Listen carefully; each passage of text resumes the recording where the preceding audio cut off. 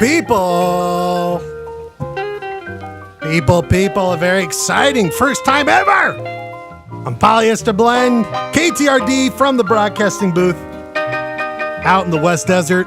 A lot of people don't know this, Danny, but because of our signal, we can only receive signal in the West Desert. We don't get a lot of, so we actually had to rebroadcast. We've been doing talk-alongs and watch-alongs on KTRD going back to the 60s and 70s, and before that when it was KTRD radio. So this is really a long-standing tradition. Go ahead. I remember the days you and I had a great broadcast of, I believe it was the Canucks Bruins finals, and God, that was an exciting series. It was a great, I mean, we had to cover we were describing the riots afterwards for all of our West Desert audience, but we should just get right into it, my good friend. No big introduction here needed. We're right here in the midst of it. People, let's go to KTRD Sports right now. The following is a presentation of KTRD Sports. Oh my God! Whoa! Welcome, people. Welcome. We are back. Another KTRD Sports. Some say it couldn't be done, Danny. Some say it couldn't be done.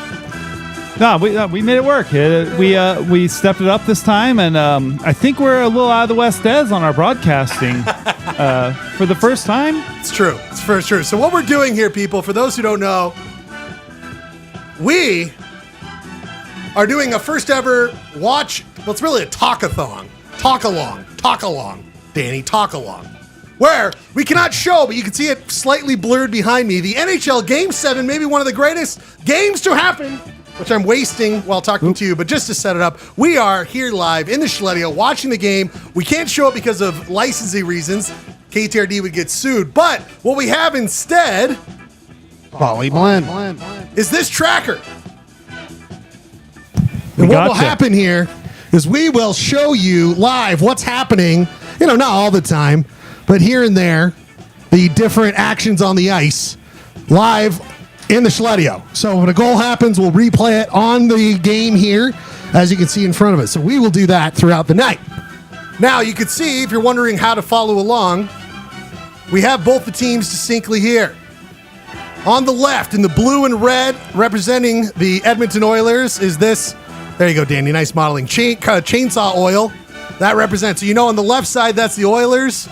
And on the right side, this cat lamp respects the hometown Florida Panthers. So we will do everything we can.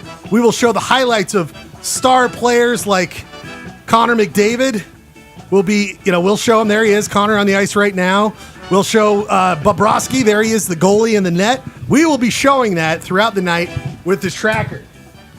Now, what we recommend how to do this is simply put the game on your screen at home and watch it, but call in. You can call into this. If you have my number, you can call me directly. I'll get that Bluetooth link going. Or you can also join the Zoom. Now, you go to youtube.com. I'll send out the link here momentarily to people. But you can join along. Danny, what's going on so far? I'm lost in thought. I believe we had a puck to the face. Oh, boy. So, I'm trying to see number 27 with the Panthers. I could be a little mess, but he's been holding that cheek pretty hard. He's getting a.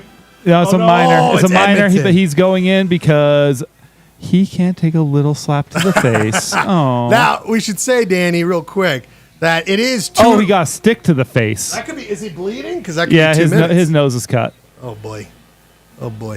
So what we had happen here, for those who are wondering at home, is that one of the players, the Edmonton Oiler, slashed. I guess I could pull it off, and he smacked him in the face, and he's bleeding. So he is going to the box. This guy's off right now. We're going to put him over here. He's in the box, so he's off the ice, just to keep that tracker going. You know what I mean, Danny? We got to let the people know what's going on out there. He's off, and we've got power play, and it's a minor, so only 2 minutes. But yeah, it's Florida's still up 2-1. It's love it. It's but if Edmonton has anything to say with what they had on Game 6, God, their first, second, and thirds look so strong on Game 6. Their fourth on this game are looking like crap. Edmonton's fourth is not looking good at all. And that's what the big difference the last 3 games were. I mean, that's what's blowing my mind.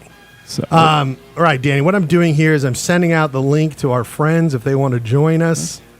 They can. They certainly can. I mean, Danny, your thoughts on the game so far, please, Danny. You couldn't ask for more. Game 7. This is a great Game 7. It's not a blowout. It's really tight. Florida's first goal, they only had the lead for like 2, maybe 2.5 minutes at the most. And then the second goal came in during the second, like halfway through the second. So, and Edmonton almost had a break on a power play against them. So you said Edmonton almost had it's Florida. Florida playing down here. The puck's down here. Opposite. They're over here. They're trying to score. Shit's going crazy. It's still going on. Power play's in effect, people. Power play still got 35 seconds 35 left. Seconds. Florida's still got 35 it. seconds. Nope, just ricocheted off the keeper. This happens. I mean, it's just so much entertainment, so much excitement. So much excitement here on Polyester Blend. Watch along the first ever in the history of Polyester Blend. Exciting stuff. You're here for history. Well, I shouldn't say it's not the first ever. It's the first ever outside West Des. That's right. I mean, from the Schletty. I remember the late nights watching the Chicago Dynasty winning 3 cups in 5 years. That's so true. And we were back in the West Desert Studios, and I'll show that image in a little bit so people can see that. But my friend, we're going to award the Stanley Cup here today. That's kind of why we wanted to do this. It was on a Monday, so we were screwed. We had to do it. Had to. But then the other part was, it's just fun. It is. It's just a good time. It's like a chance for you and me to have some tequila. Yeah, exactly. Watch some Game 7. I mean, goddamn. Doesn't get much better than this. Game effing 7. Yes.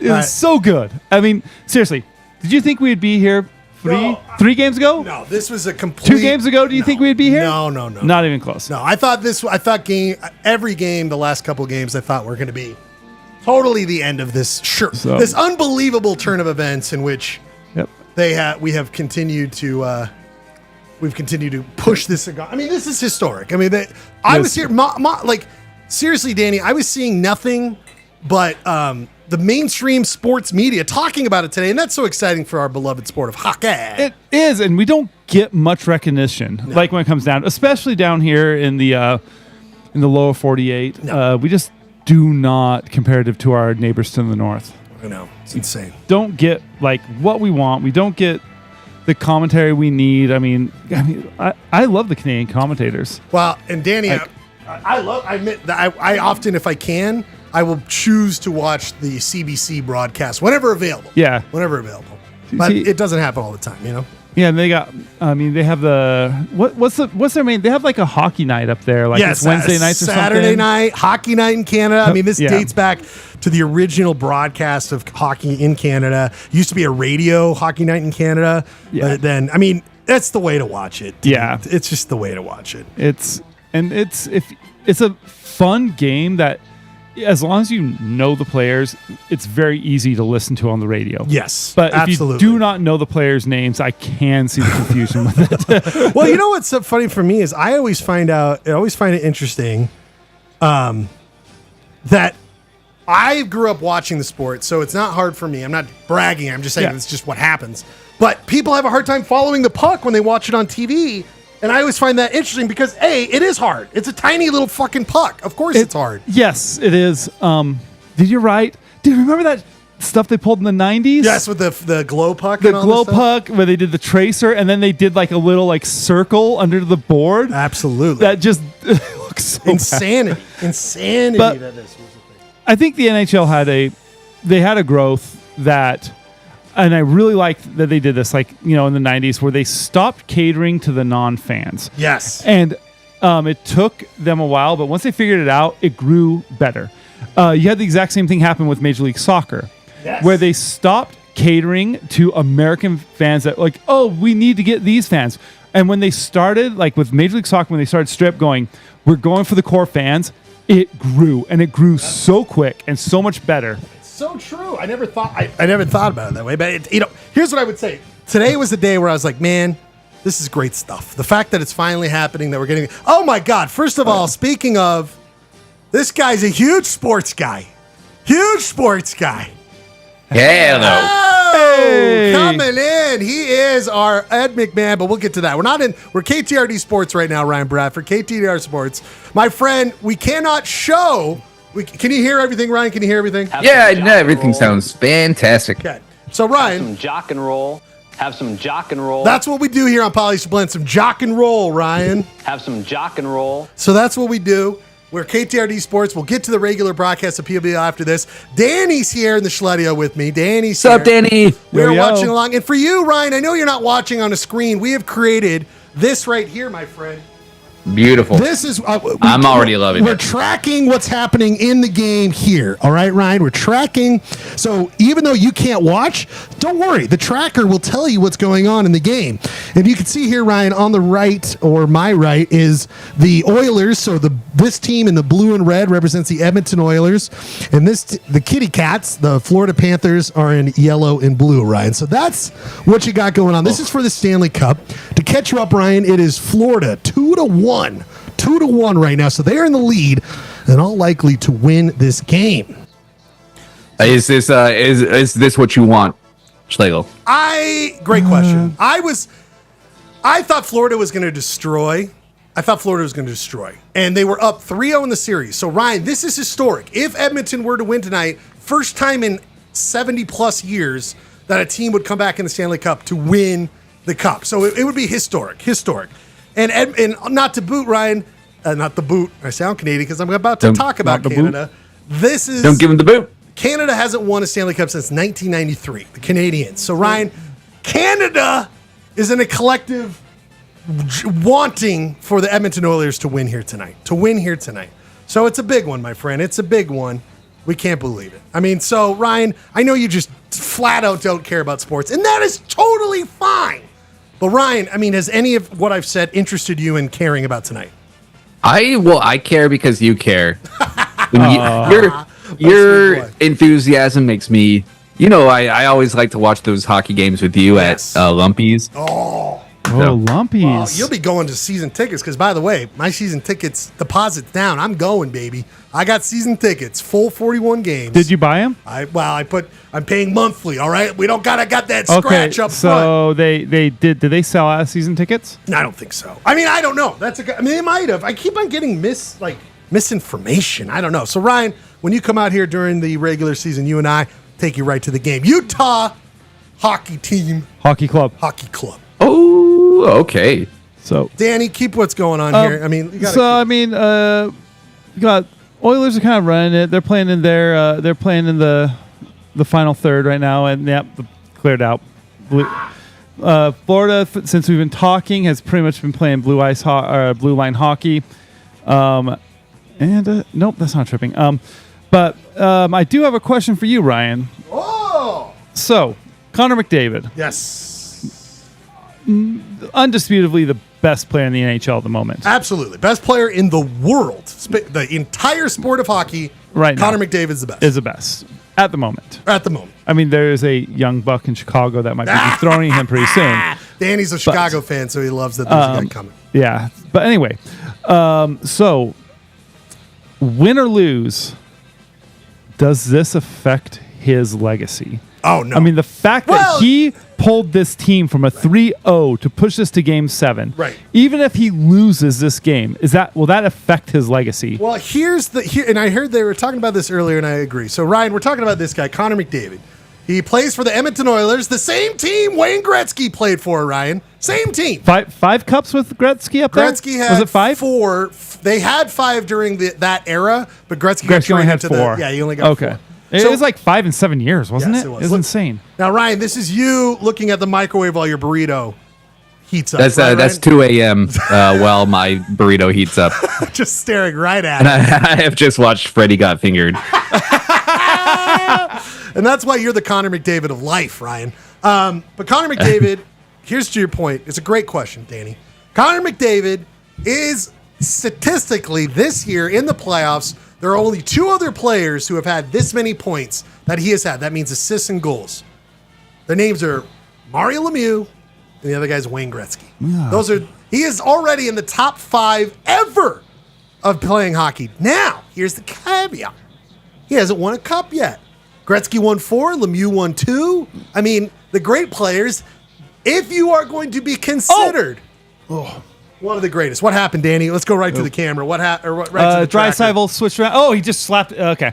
Draisaitl long slap shot. It looked like it was going to do a. He was up on the top. Is on the top left. Long slap shot. It looked like it was going to do a ricochet in, but got cleared out in the last second. This has been what has been going on all night. Unbelievable for Florida. Like, we're talking crazy saves that just shouldn't be happening. That, you know, you're just like, oh, that should be a goal for Oilers. It's just like just weird. But is it Bob? Deflections. Is it Bob, or is it just the sheer fact of, you know, or is it luck? Is Bob? Because I'm trying to run a show here, so I can only see so much. I mean, I think, you know, when fate is rolling, it rolls. I mean, it's just like one of those things. Like, amen. And I have no skin in this game. I just want a good Game 7. Absolutely. I mean, it's kind of. I have this feeling like I did a few years ago, where I'm like, Ovechkin needs to lift the cup. And I kind of have this feeling that it's like, yeah, Connor kind of needs to lift the cup. Right. But on the other hand, I kind of like the fact that Canada hasn't had the cup for 32 years. Is it 32, 31? Well, 1980, so 31. 31 years, 31. Yeah. It's just like... Danny, I'm going to join you. Yep. Join you on the couch. Oh, here. yeah. So so I can actually watch this. I got the tracker up there.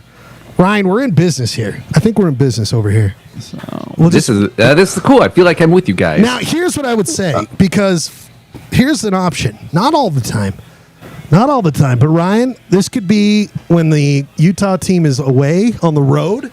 Danny, we do some selective games. Ooh. Where we do this, where we have people watch along, because we don't get dinged. We just don't get dinged for this. No. Now, Ryan, last time you saw ice in your refrigerator, maybe? No, yeah. No, I put some ice in my drink tonight. And now, Ryan, did you do the work? Later on, I should plug Polyester Blend. We will be doing the show right after the Stanley Cup Game 7 ends. Did you look at those manly bands? Because we are ranking the top dumb Polyester Blend favorite. I think they're mixed together. Manly bands. You take a look, Ryan? It's okay if you didn't. I have not. Okay. No, you only have so much to do for the show, and I know you can't be bothered for this kind of stuff. You know what I mean? Yes, it is a rough summer, baby. All I needed you to do was look at one website, and Ryan's like, "Oh fuck, dog." You know what, Ryan, dude? Don't tell me what to do. I'm an FOP.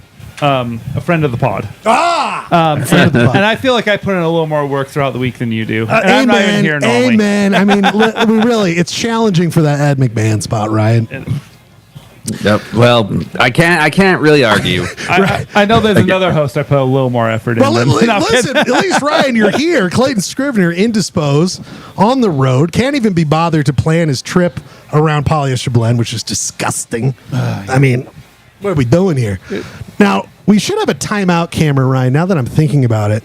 Like, where we put you, like, on some, like, if you ever lose that spot, Ryan, but you're still a part of the show, just some camera on the back of the Schladio where your face is still on there and we can kind of hear you in the background. Like, we should have a time. Like, if Clayton ever fucks up enough, we put him in the timeout cam where you're still a part of the show, but you're just, like, visually on some small screen in the back. You know, Ryan?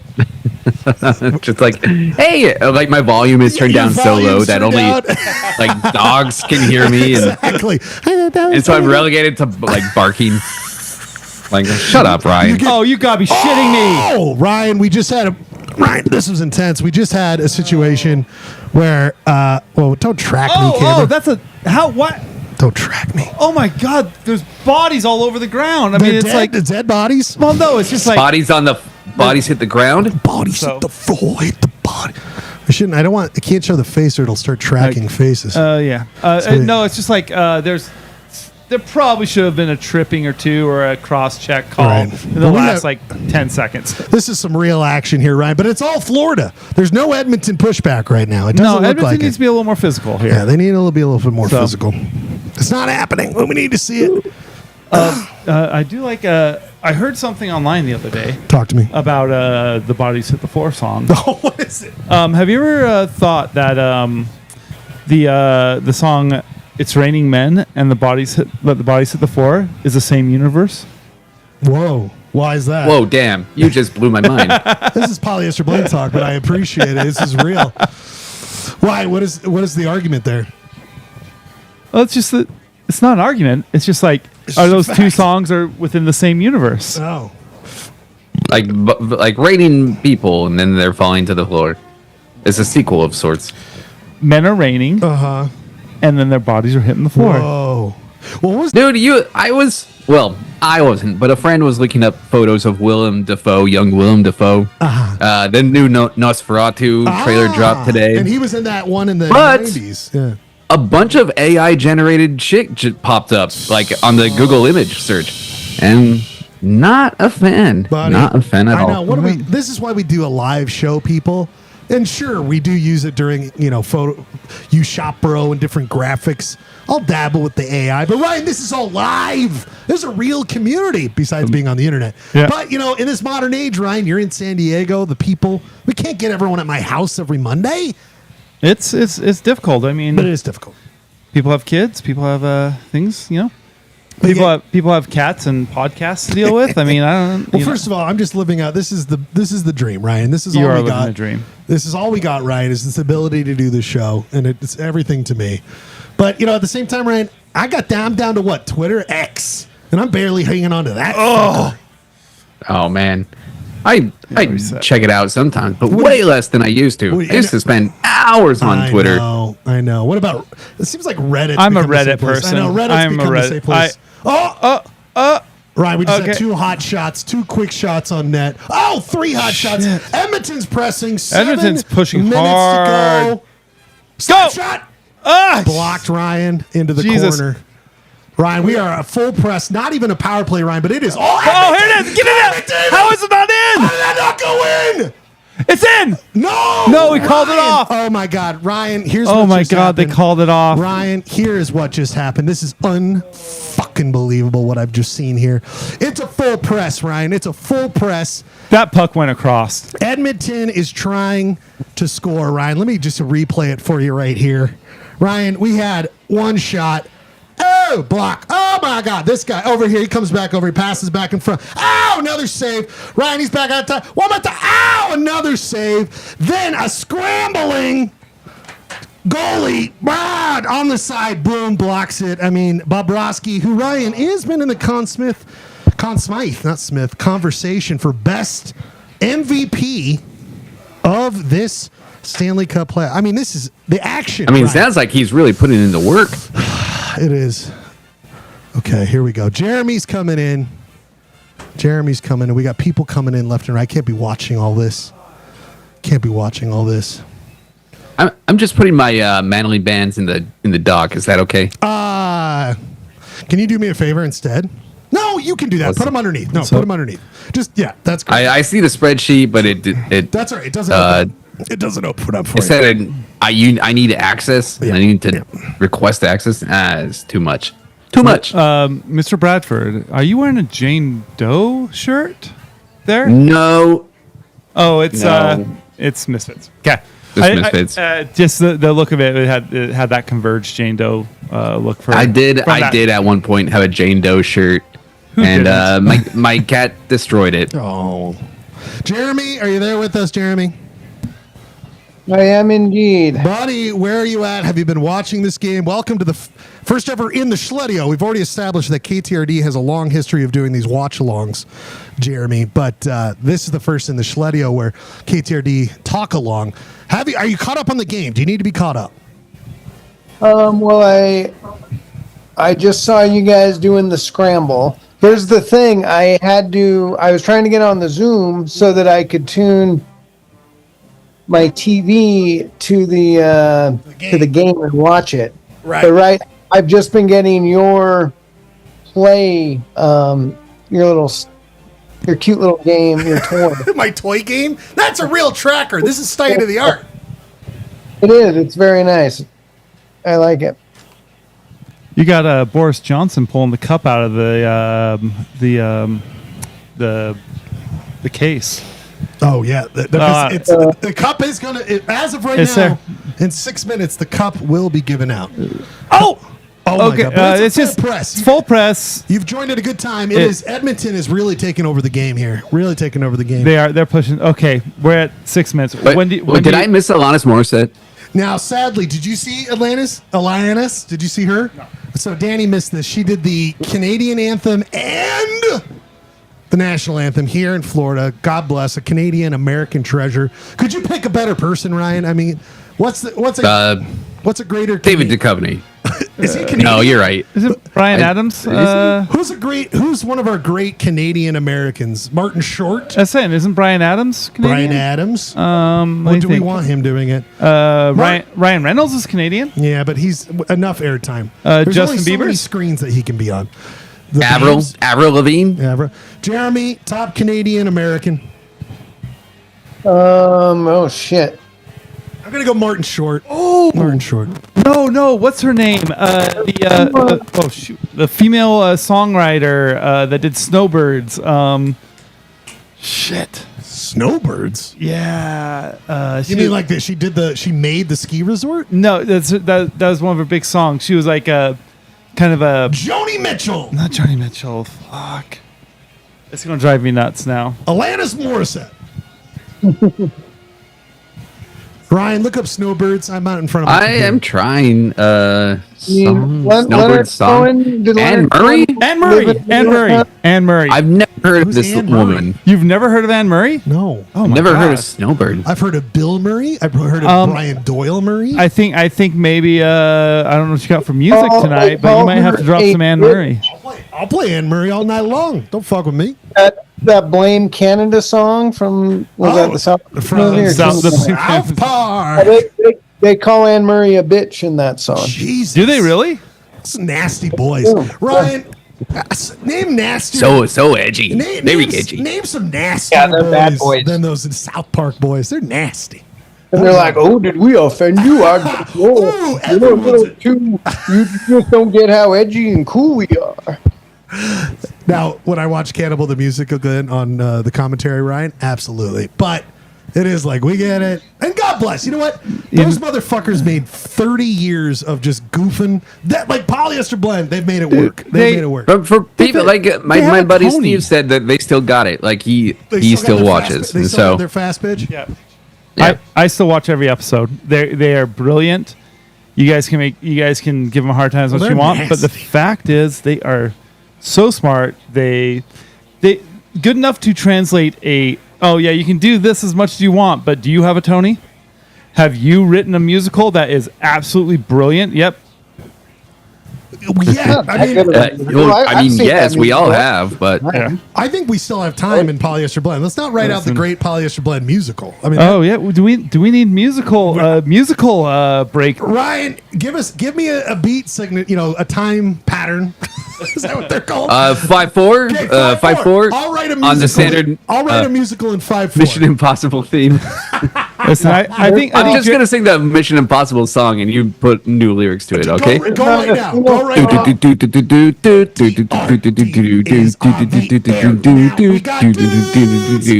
are good at talking? Bop, bop, bop, bop. You know what? Trey Parker, Matt Stone, watch out. Eat shit. Let me tell you guys nasty something boys. though. If Book of Mormon the musical had a song in 5/4 time, it might just have deserved that Tony. I bet you I can find. A song that Travis and Matt did in 5/4. Oh well, I bet you I could.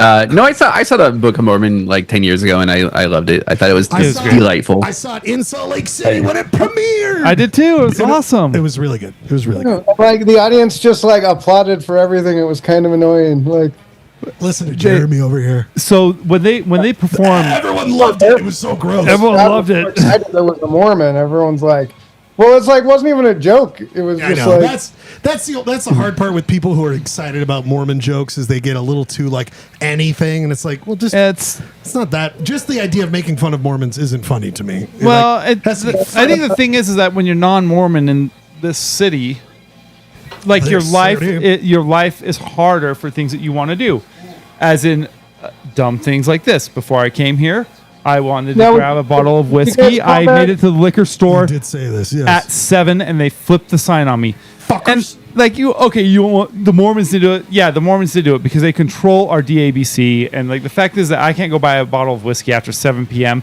unless I go to another store. Let Danny buy some whiskey after 7. Fucking hell. Thank you. I got you, bud. Come to California, guys. We can order whiskey for delivery. I'm sure it's going to deliver to your house. I have a sports question. Was that a good save from Edmonton sorry, or KTRD. a bad shot? It just went straight. It went straight into the basket. It was a save that every keeper in the NHL should have made. That's a great question, though. We should really look out here. So, I mean, what's going on right now, Jeremy, if you can see on the table here, is the puck is Edmonton wants this to go in there. Okay, it wants to go in the net. Okay, Jeremy, and it's just not happening for him. It's just not. It's not going in. So that's why we have the tracker, Jeremy, is to give you this kind of beautiful play-by-play analysis. Now, speaking of, I'm watching it live, so that's why I wanted. I don't know if I'm in sync with you guys. I think we're pretty, what time is it showing for you? 5:12. Yeah, we're pretty much right on. Now, listen, we got a son of a bitch joining us here in a second who I've got a dirty bet with that we haven't even talked about how I got money riding on this, gents. But I do. Because I'm a gambler. They call me the gambler. Oh, didn't you already have a $500 bet? Do you remember I barely got away with that? Yeah. Oh. I forgot about that. Yeah, I was so scared. I thought this was going to be Dallas, but here we go. We're back. 5 minutes and 10 seconds left. Face off in front of the Edmonton net. Now, Ryan, I hate to say it, but we will be doing a little coverage of the trophy ceremony. So even though it'll end in 5 minutes, theoretically, unless Edmonton ties. Unless we get free hockey. Unless we get free hockey, as they say. Let's see what you guys say about moving over the camera on the couch. It's just a gross view of a person. Do they call it chippy in hockey when they're getting a little aggressive? Yep, they call it chippy. They call it chippy. For those who are at home, again, if Ryan is not watching this game, he has no idea what's going on. Ooh, that was a save. Big save. That was on. That was a little bit. We've had a lot of pressure from Edmonton that you'd expect any keeper in the league to make. Yeah. Yeah. I mean, yeah, it was right at his chest, so it wasn't that. Big. It wasn't. It's the same. Same save. It's a save that you expect every professional keeper in this league to make. So, right, what we had there was action from the Florida Panthers on the Edmonton goalie. Even though Florida's up, they are pressing at the moment. Boom! Save by the goalie. Save by the goalie. So we are experiencing a tight game, back and forth. The action is robust. Do we got Gerks on the line? Gerks? Gerks is like, I'll turn on my audio, but not my camera. That's how fucked up this guy is. Do you have any more shit on your Period cycle, or should I just take the cut off? I can hear Charlie in the background, though. You know what? Oh, what? Charlie, tell your dad to turn on his camera or mute his microphone. He put pants on. Oh. Charlie. Did he take his pants? Did you take his pants, Charlie? Breaking news here on Polyester Blend. Robert Kirky just finding pants. He's found some in the back of his dresser drawers. People, 3 minutes, 54 seconds left. Shots, 22 Edmonton, 21 Florida. Score 2-1. Tight game. Bobrovsky on his back. Nothing happens. Shot for the point. Shot doesn't go through. Now in front. Broken stick. Nothing happening. Edmonton still in control, holding in. Pressure's all Edmonton here. Big break. Good stick by Florida. They played beautifully, but icing on the play. Icing. Now, Ryan, you don't know anything about the rules of hockey. You hear icing as a thing that happens. In your mind, tell me what you think icing is. People take a cake out and then they cover it with frosting, and sometimes they go a little overboard. Is that correct? That's right. And Ryan, people hate. icing is mixed in the hockey world. Some people like it, others hate it. I'm on the hate it side. I don't like the icing penalty. You don't like so much frosting. No, it's a little too sweet. It's too much. It's too sweet, too rich for my taste. I am an icing fan. Oh, you sick bitch! Could you imagine? But if you don't like icing, All four of if them. you don't like the penalty, then you want a sweet cake, right? I think that's what we're getting at with it. I think you're right. I think it's just one of those rules that if you don't have icing, you're just getting long pucks down the ice constantly. What we just had here, people, was a beautiful block shot from Florida. I mean, here's a big play in hockey these days, people, is getting in front of the puck, preventing some sort of shot even on your keeper by putting your body in front. We had a Florida player just get in front of the puck. This guy, let's say this guy shoots it, but he's in front, block right in his body. Unbelievable stuff. This is all the line, people. This is to go down in history. Florida's got to break. Oh, nope. And he fucked it up. Now, Ryan, again, I cannot stress to you, my friend, how insane. Insane. Wait, Jeremy, how are you watching this? Do you have is there a way that I can watch for free?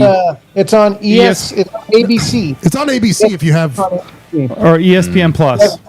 It's this new invention called the television. Yeah, Ryan, you just get rabbit ears, dog. Get rabbit ears. I can't believe you. Ryan, I know. You and I talk about Sven Gulli all the time, and yet you never watch Sven Gulli. I'll get the rabbit ears, son. Just to watch Sven Gulli. Yeah, Okay? maybe I'll get them right now. Oh, order time. Freeloading Ryan. He's off for the summer, so he just buys shit on Amazon.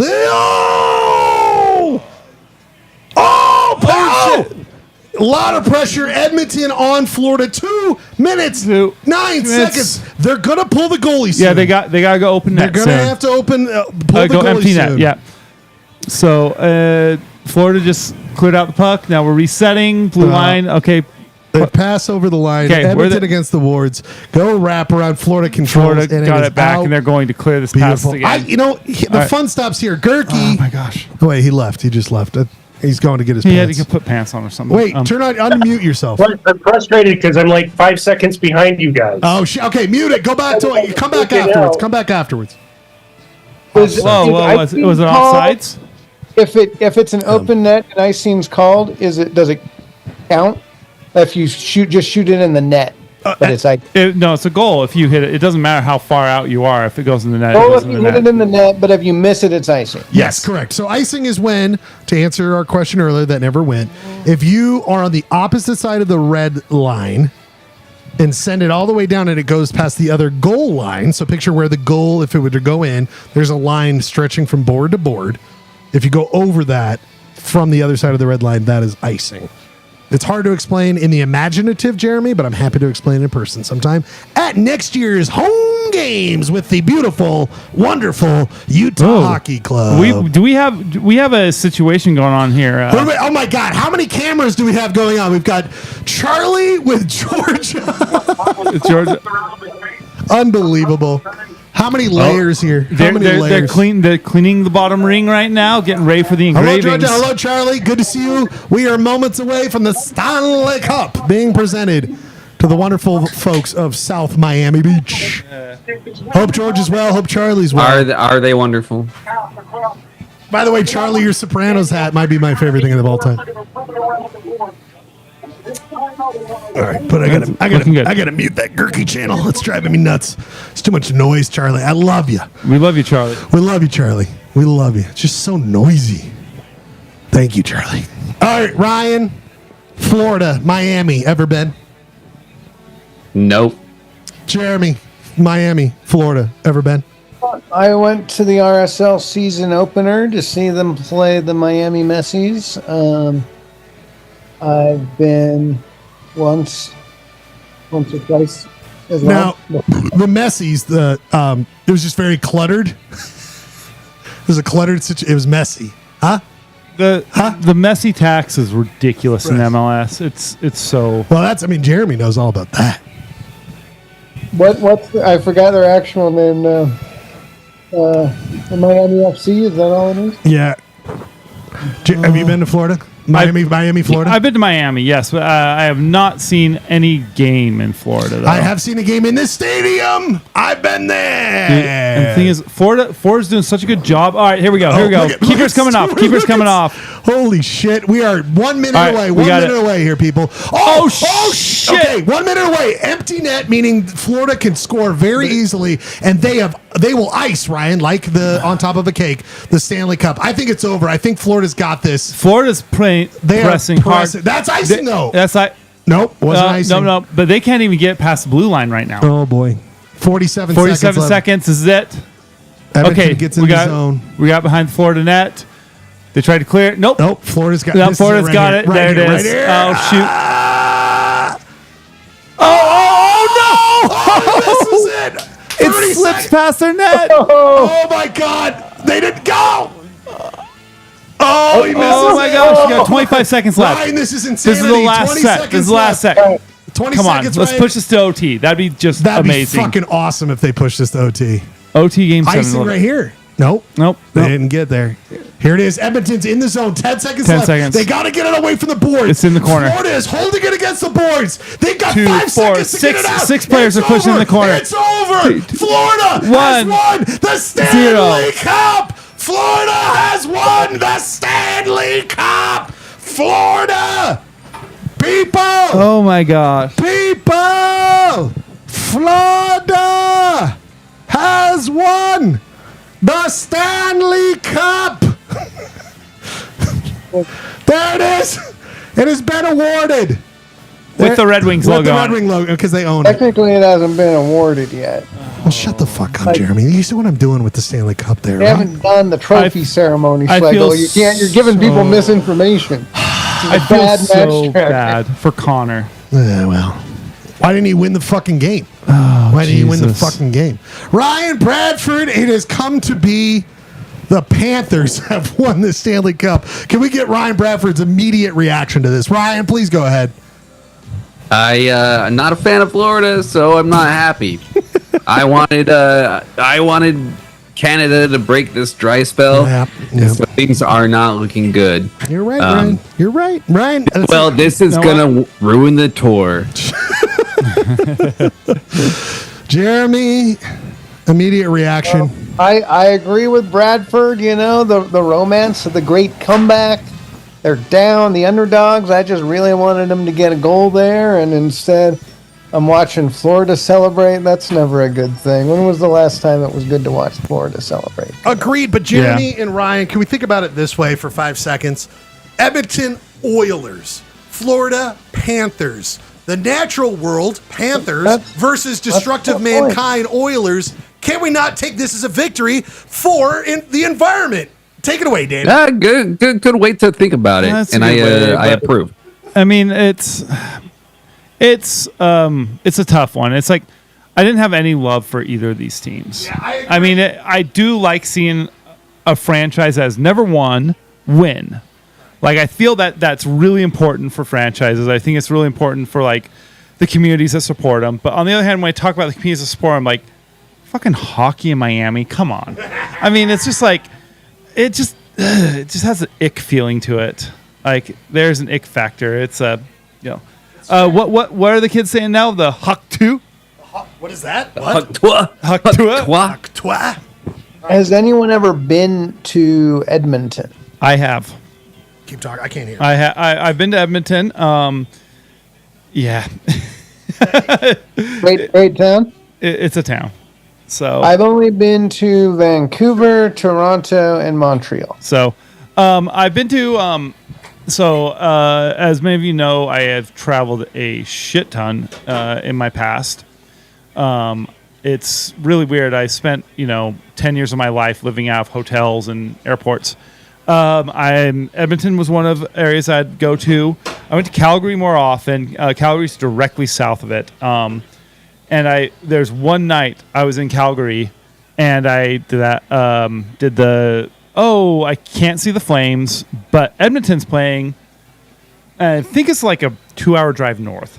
And I tried to justify getting tickets, driving up 2 hours, watching the game, then having to drive 2 hours back to Calgary to see it.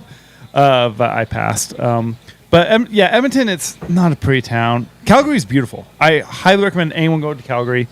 But Edmonton, dude, it's skip over. I mean, it's how can I explain it? It's Dayton with oil fields. That's the only, I don't know. all they have is this team and nothing else. So well, that's not true. Oil, They got lots of oil apparently. They have a CFL football team. oh, they do have a CFL. We have a CFL team. The following is a presentation of KTRD. So- This has been a presentation of KTRD Sports. What we'll do here, people, is it's 2 minutes before 9 o'clock, so we can start properly. Roughly at 9 o'clock, we are going to.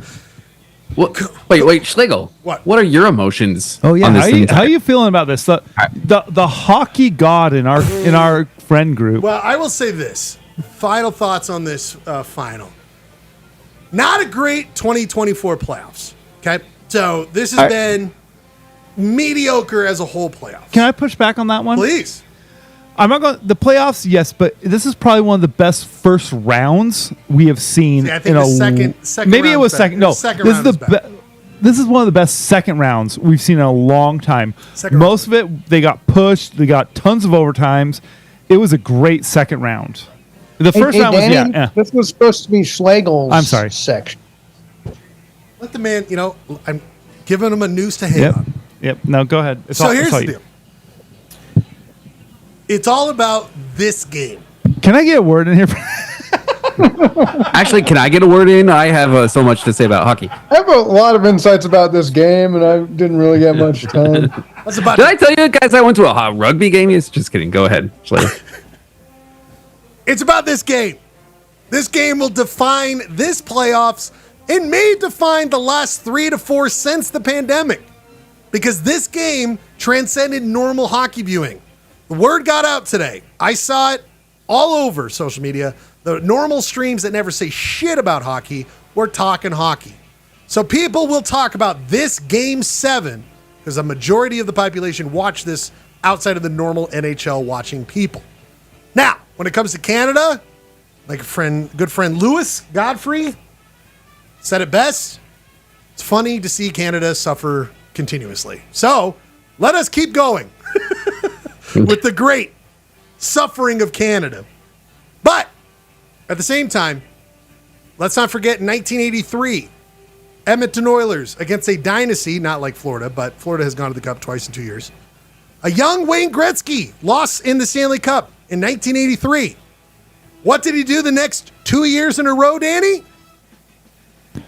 Next 2 years in a row, let's go with the next. It was off and on. They lost in 86. Next 5 years in a row, he won 4 cups. He didn't win 5. He won 4 out of the 5. Of 6. 4 out of 6. No, yeah. 4 out of 5. 4 out of 5. So, my point being, we saw the greatest player just lose. But you know what losing does? Florida lost last year, and they're back and they won the Cup. So we haven't heard the end of one Connor McDavid. That is what I will remember. A young all-star getting his licks this year, but he'll be back. He'll be back. But he will have to contend with Utah Hockey Club. Exactly what I was going to say. Now let's you know what? Before we end KTRD, I did tell this guy we were going to do this. Let me see if he'll be a part of this. We're bringing back the phone, people. We're bringing back the phone.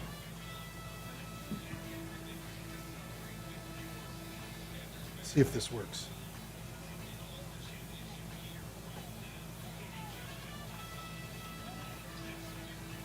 We don't.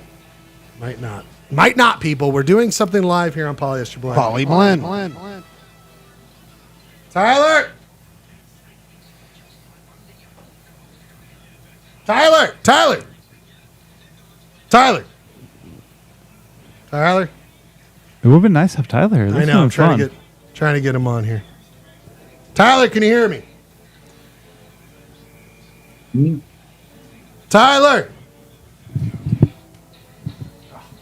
People, it might not be working. We might not. But we'll try to get him back. It would be so great if it worked. Right, Jeremy? Right, or Danny? Yeah. I just got an alert from the Athletic. Panthers win the Stanley Cup. Oh, here we go. Now we're on. Now we're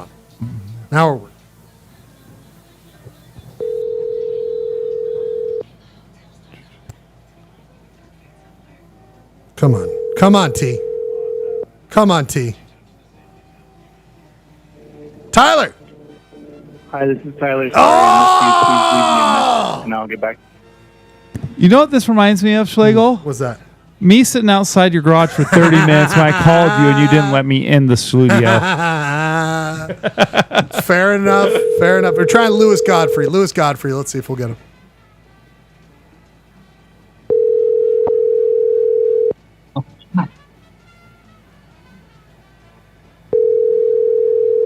No one answers their phone anymore. Nah, we'll see if we'll get callbacks throughout the night. I have to talk to you on my computer because I can't find my phone. Lewis, what the fuck, man?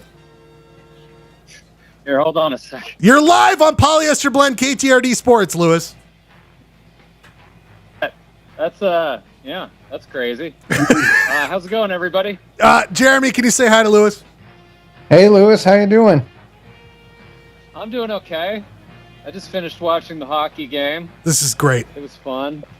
Your thoughts, Lewis. Riveting television. Honestly, give us your final thoughts here, Lewis. This is what we're looking for. What is the name of the Florida goalkeeper? Bobrovsky. He was making some incredible saves. Like he was doing some crazy ass things with his legs and diving on pucks and stuff. So absolutely, that was cool. I'm sorry, I don't. Hey, Lewis, know how to talk can I get your that. opinion on something? How much was Bobrovsky versus just all the Florida players who just kept lying down in front of the goal? How key were they, you think? Whatever gets the job done, I don't know. I'm not an aficionado on this. I will. I think you're doing great, Lewis. Here's the deal. Lewis, give me two thoughts. Edmonton was the representation of Canada, and they have blown it. And earlier I quoted you as saying, maybe you were basically saying you love the fact that Canada continues to lose out on the Stanley Cup. Do you still feel that way? I don't love it. I quoted you as loving it. I quoted you as loving it. I didn't say. I've never said loving. I just think it's a little humorous. That. By the way, Lewis, you know what most people call Polyester Blend? A little humorous. A little humorous. Yeah. Well, no, it's like how England hasn't won the World Cup in what is it? We're getting close to 66. Yeah, that was the last one they won. 66. How long that is? Hey, I've got an important hockey question. Yes, go ahead. What's this cute little not Stanley Cup they're presenting on the TV? Is that like best Canadian team? I think Connor McDavid just got the Conn Smythe. Yeah, he Holy did. shit. He got the Conn Smythe. Fucked up. He's not on the ice either. And so they're going to have to go get him. They're going to have to go get him. And because he's pissed off. Dude, he's probably just devastated in the locker room. This is only the fifth time. This is only the fifth time in history a opposing team has won the. This is fucked up. No, he deserves it. He's not even out there. Oh, he's not coming out. West situation. He's not coming out. Like he's devastated right now. I mean, the fact is though, we had this talk where it's like, is this going to change his reputation? Win lose. The fact is, I think this strengthens his reputation even more that he was able to come back 3-0 to push Game 7 and win the Conn Smythe. This is unbelievable. Wayne Gretzky never did this. Also, Wayne Gretzky won the cup. The trophy I was calling attention to was actually important news, and I was right to interrupt. Great. Hey, you know what? We need sideline reporters. Bert is incapacitated right now. I'm just glad I called it out because I was like, what's this thing with all the Maple Leafs on it? Bert Turking is completely checked out on KTRD Sports. Lewis, the fun part. I have a question for the panel. Yes. If you win the Conn Smythe after losing, do you come out or do you stay in the locker room? Like you personally, Schlegel, what do you do? Oh, me personally, I'd come out because I'd be like, go fuck yourselves. And also, I will say just really quickly, to my knowledge, the only person never to come out was Connor McDavid just right now. Oh, really? I mean, who knows where he's at mentally right now, dude? That guy. Now, Ryan Bradford came out and showed up on the show when he lost the Thanksgiving draft and playoffs. So Ryan, you owned up when you fucked up, right? Lewis, That's true. Lewis, And would you come out to accept Husky Boy as the show? Lewis, when inevitably you owe the Dodgers money in some weird way that they're paying Ohtani, where like for the next 10 years of your life you're gonna have to just pay like just $20 a month. Someone's gonna come collect money from me at some point to help pay for that contract. Right. As a fan, they're just it's like a collector's, like Dodgers collectors agency here for Lewis. You like the team? You got to pay for the next the rest of your life. Tell you that. Well, Lewis, I just want to say I cold called you on the show, and I'm going to do this more, not all the time. No, I was not I'm never really ready to perform, so I'm always pretty awkward in these situations. Danny, I love heads up or not really doesn't matter. First of all, I love you on the show. I think everyone loves you on the show, Lewis. So stop it. Yeah, stop it, Lewis. As a fellow FOP, I think you need to come around more often. Absolutely. All right. So just know, Lewis, when I call you on a Monday, if you're available, you don't always have to, but I might be calling you on Mondays because we have the technology, dude. We have the technology. We can rebuild it. We can rebuild you. All right. Well, I love you, buddy. You have a nice night. I'll wait for your calls and then not pick up. Now you know to always avoid them. All right. Bye, buddy. Show, guys. Bye, buddy. See you, brother. See the cold calls? See this? Here he goes. We got trophy lift. Oh, trophy lift is going on. Yeah. It's a special moment. It really is. And knowing what that cup is, out of all the trophies out there, I will show up if someone picks up, by the way. It's knowing that there's only one, that it's not like it's in sports history. Tyler. Yeah, it's in sports history. Like there's just that. Like that's the one. It's the cup. It is not. You can get the replica of it. Then and every team does get them. Right. But the fact is that is that, and it's you get it because you've won it this year, and you only get to keep it for that year. You've got to re-earn it. It's really cool. Hello, Tyler Ford. Hey, Tyler Ford. Hey. We just saw something unbelievable. You're live on Polyester Blend, Tyler Ford. Hey, everybody. How you doing? Hey, Tyler, can you hear me? It's Ryan Bradford. Yeah. Hey, Ryan. How you doing? Hey, what's up, Tyler? I'm good. How are you doing? I'm okay. Hey, listen. Let's have you guys catch up some other fucking time. All right, we're doing the fucking. Hey, Tyler, show. are you into rugby? I went to a rugby game yesterday. I'm really getting cool. into it a little bit. Yeah, like rugby sevens is cool. Like I've been watching. It is. Yeah, it's a fast Before game. the Didn't Ryaens game, expect we how saw a fast little that. of New Orleans and New England rugby, and New Orleans mascot looks like the Burger King. Just throwing that out there. Tyler Ford, that was Jeremy Matthews adding absolutely nothing to the conversation. And we love him. Okay? You're here with Danny Woodhead. Jerry, that's the detail I need. You're here. Yeah, that was a great fact is what that was. Tyler, you're here with Jeremy Matthews, Ryan Bradford, Danny Woodhead, and Robert Gerke, but he's finding his own pants right now, and it's hard for him to find them. Here's the deal, Tyler. Hi, Gerke. Hi, Danny. Yo. Here's the deal, Tyler. Your first thoughts on Connor McDavid.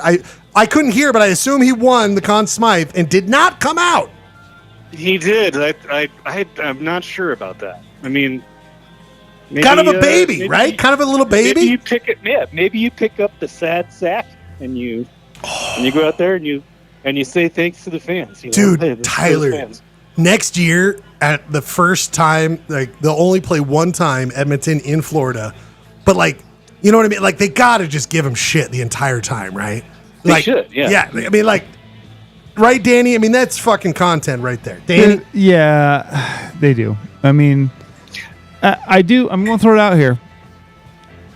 Will there be a parade in South Beach, and who will come?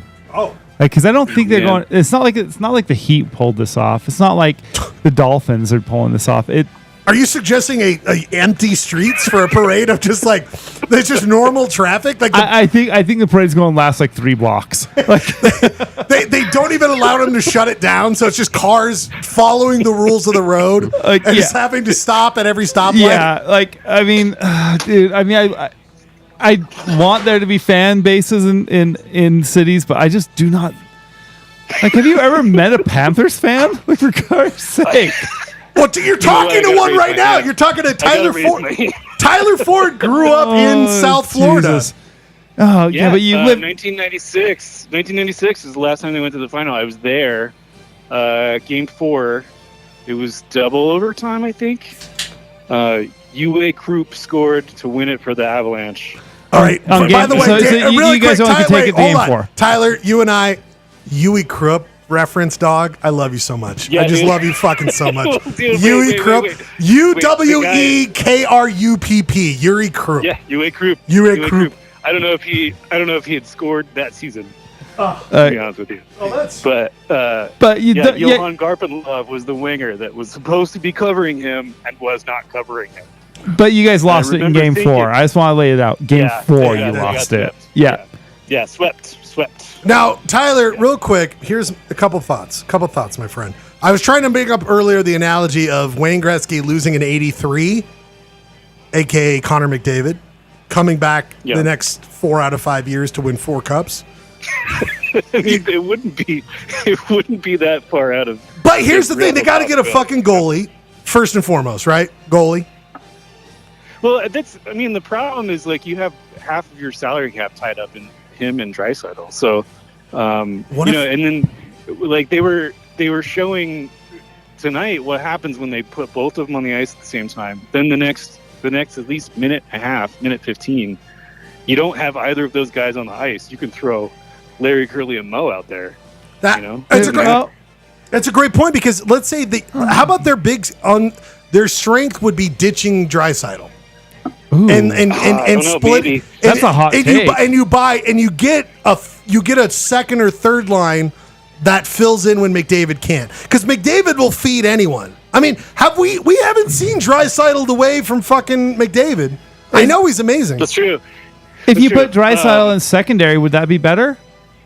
They've split them up before. It's usually what they do. Yeah. The problem is the third and fourth line. And then their fucking defense. Dude, oh my God, the Oilers' fourth line today they got fucking picked apart. But like the third, but if you look back to game 6, the third just dominated. Who was it? Henrique and what's his name? No. Brown, or was it Janmark? No, one of those guys. Janmark. Yeah, Henrique and Janmark. And then I think right off the jump in game 5 or 6, like they were right back at it. Like they had a really good series, those two. By the way, Tyler, you know what I kept thinking about with Janmark when he scored tonight? You know who drafted Janmark in 2013? Kenny Holland. Kenny Holland. Really? Kenny Holland brings him back because he's like, it's funny, I was just gonna say, I wonder if the Oilers need to like kind of be like, you know what, Ryan Nugent-Hopkins, you're awesome, but thanks for your service.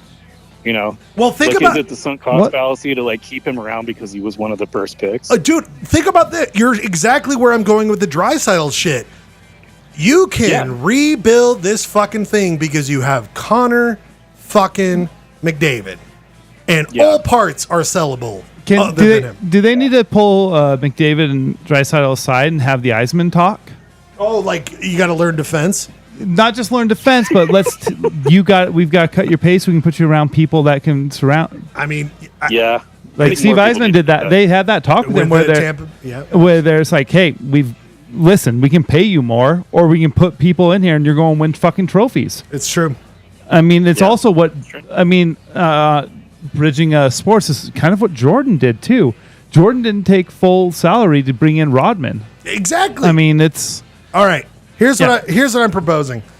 First of all, Tyler, rewatch Polyester Blend tonight, because you'll see at the beginning I'm proposing what we should do when the Utah hockey team is on the road next year. We have a live tracker, people in the Schledio. We talk, and then we have post talk just like this. because I think a lot of us want to have this kind of real talk about hockey. Could we become the premium Utah Hockey Club podcast? By the way, I'll go through with you guys personally. I've seen these. Yeah. Can we make Bradford sit through it? Could you imagine, if Bradford got ever convicted of a crime, they're like, here's your sentence. You have to be on your friend's hockey podcast.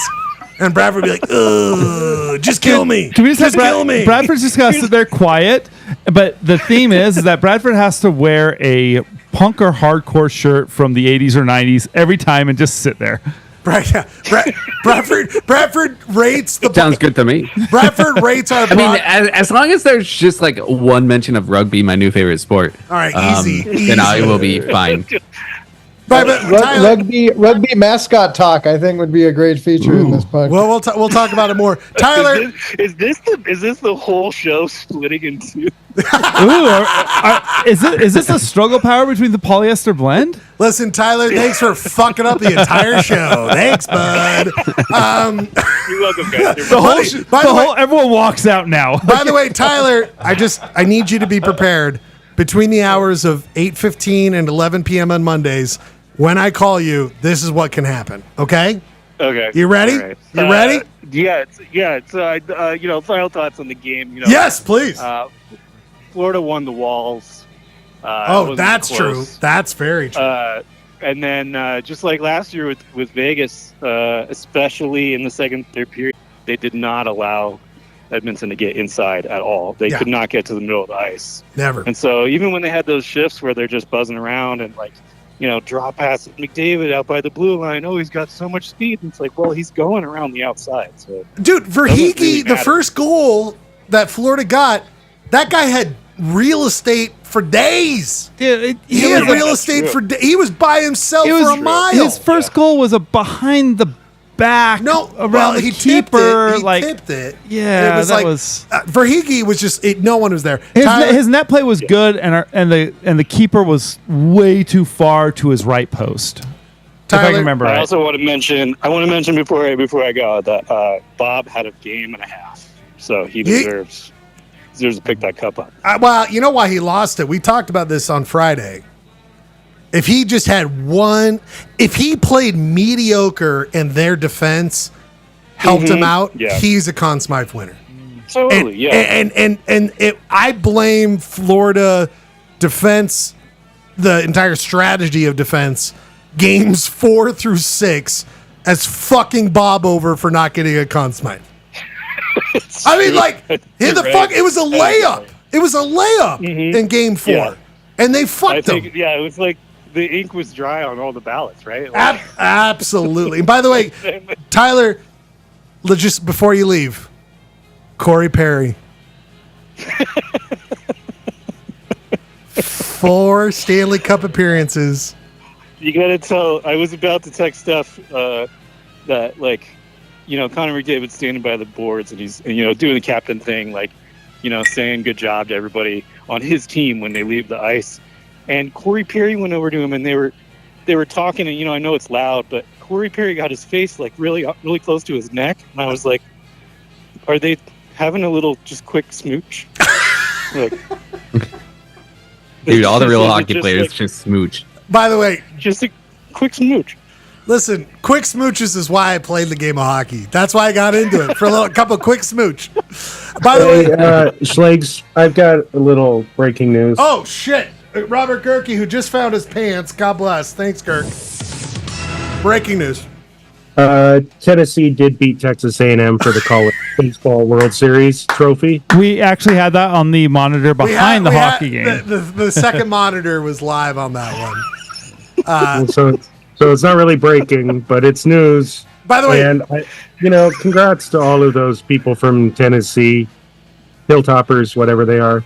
Congrats. Gerke, volunteers. I just want to thank you for being on the Zoom for 40 minutes, and the first time you jump in is to go, hey, Aggies, we want to love the Aggies. We love them so much. We love them. I just feel like I should contribute in some way. Gerke, have you ever been to a rugby game?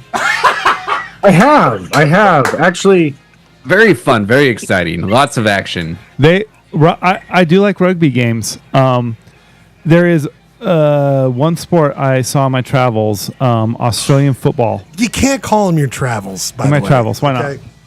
It just sounds fucking nuts. Hey, he was on a walkabout. Let's call it what it is. So, anyways, I was speaking to an acquaintance. I was speaking to an acquaintance through my travels when I was, and just so you know, Ryan, not all people who wander are lost. So I used to work in Australia a lot. We had contracts out there. Every time I went there, I purposely went to AFL games.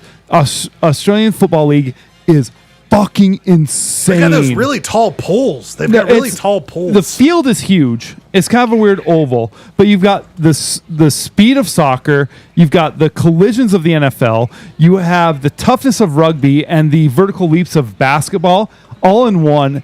And it is the most insane game and so much fun to watch. It's kind of like rugby, right, Ryan? Yeah. Like rugby, I love rugby. I love rugby. But the AFL the sport is nuts. And like the first time I went to a game, I just like, holy shit, this is a thing. Like now, let's see him do it on skates. Oh, Australian ice hockey. Let's go. Let's fucking go. So if you like Schlegel, if you can find some clips from the AFL. Okay, I'll stop the show and look for some clips. Yes, exactly. Just stop everything. We're doing this now, okay? I do do that. All right, here's the deal. Tyler Ford's so happy he stuck around for the Australian football talk. Tyler, just be warned, 14 minutes. That's all it took out of your life. All it took. And we'll be calling you more, my friend, okay? Never getting them back. Never getting them. You're going to be called all the time, all right? Just be prepared. All right, I love you guys. Love you, buddy. Bye, buddy. You too. Bye. See how fun that is with the calls? See how fun that is? I love the Very calls. fun. Very cool. Okay, here's it. We are ending KTRD Sports. We'll be back with regular polyester blend after this quick. We're going to do a one-song break, Ryan, and then we're going to come back with the actual intro of Polyester Blend. Ryan, did you get a cup song in there? Well, kinda. Yeah, I did. Should be coffee mug. It's 30 seconds long. Oh, you got to play coffee mug. Okay, well, Mug. 30 seconds. Okay, well, that actually is perfect for this. So 30 seconds, and then we will be back with regular Polyester Blend. Thanks for being here. First time ever in the Schludio, not on KTRD. We'll talk about the history of KTRD Sports down the road. But we end this KTRD Sports broadcast. We come back with the regular Poly Blend. KTRD Polyester Blend. Here is a 30-second music break. So I got to make that work. Jesus. Poly Blend. We will be back after this quick song from the Descendants. Coffee mug, digital way to haze. Liquid proof that I can win this race. Coffee mug, but that case is all they interlink. Keep it busting all. I don't need no food and drugs, I just struggle with my coffee mug. I don't need no kiss milk, I just struggle with my coffee mug. Let them ban my liquid drug of choice. There's too many hooks, and they've got too much voice. So for the moment, we're all pretty good to go. When I am cooked, when I am on to go. I don't need no food and drugs, I just struggle with my coffee mug. I don't need no kiss milk, I just struggle with my coffee mug. Every day, mommy, me,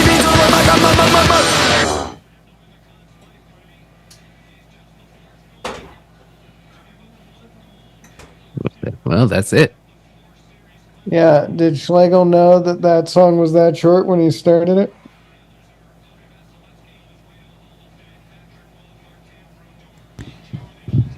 Oh, did we already lose the song? The song's over. Anyway, it was 30 30 seconds. seconds. I had to refill some tequilas and stuff. So, Patrick and I were discussing our favorite rugby mascots. Ooh, yeah. We were good for Schlegel to come back. Vamp harder. I did go to a London Wasps game when I was out there once, and that was fun. Hey, Patrick.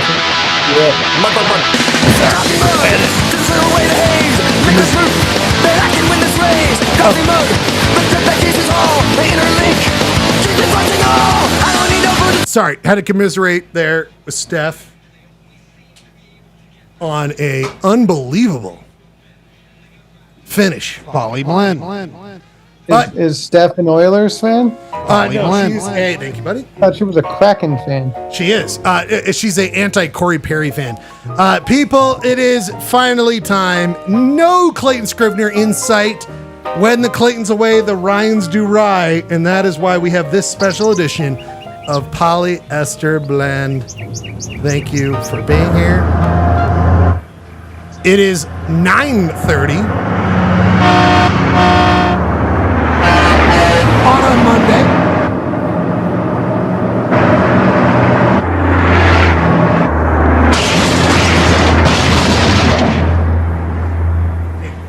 And I don't want to get married ever to anyone. You understand that?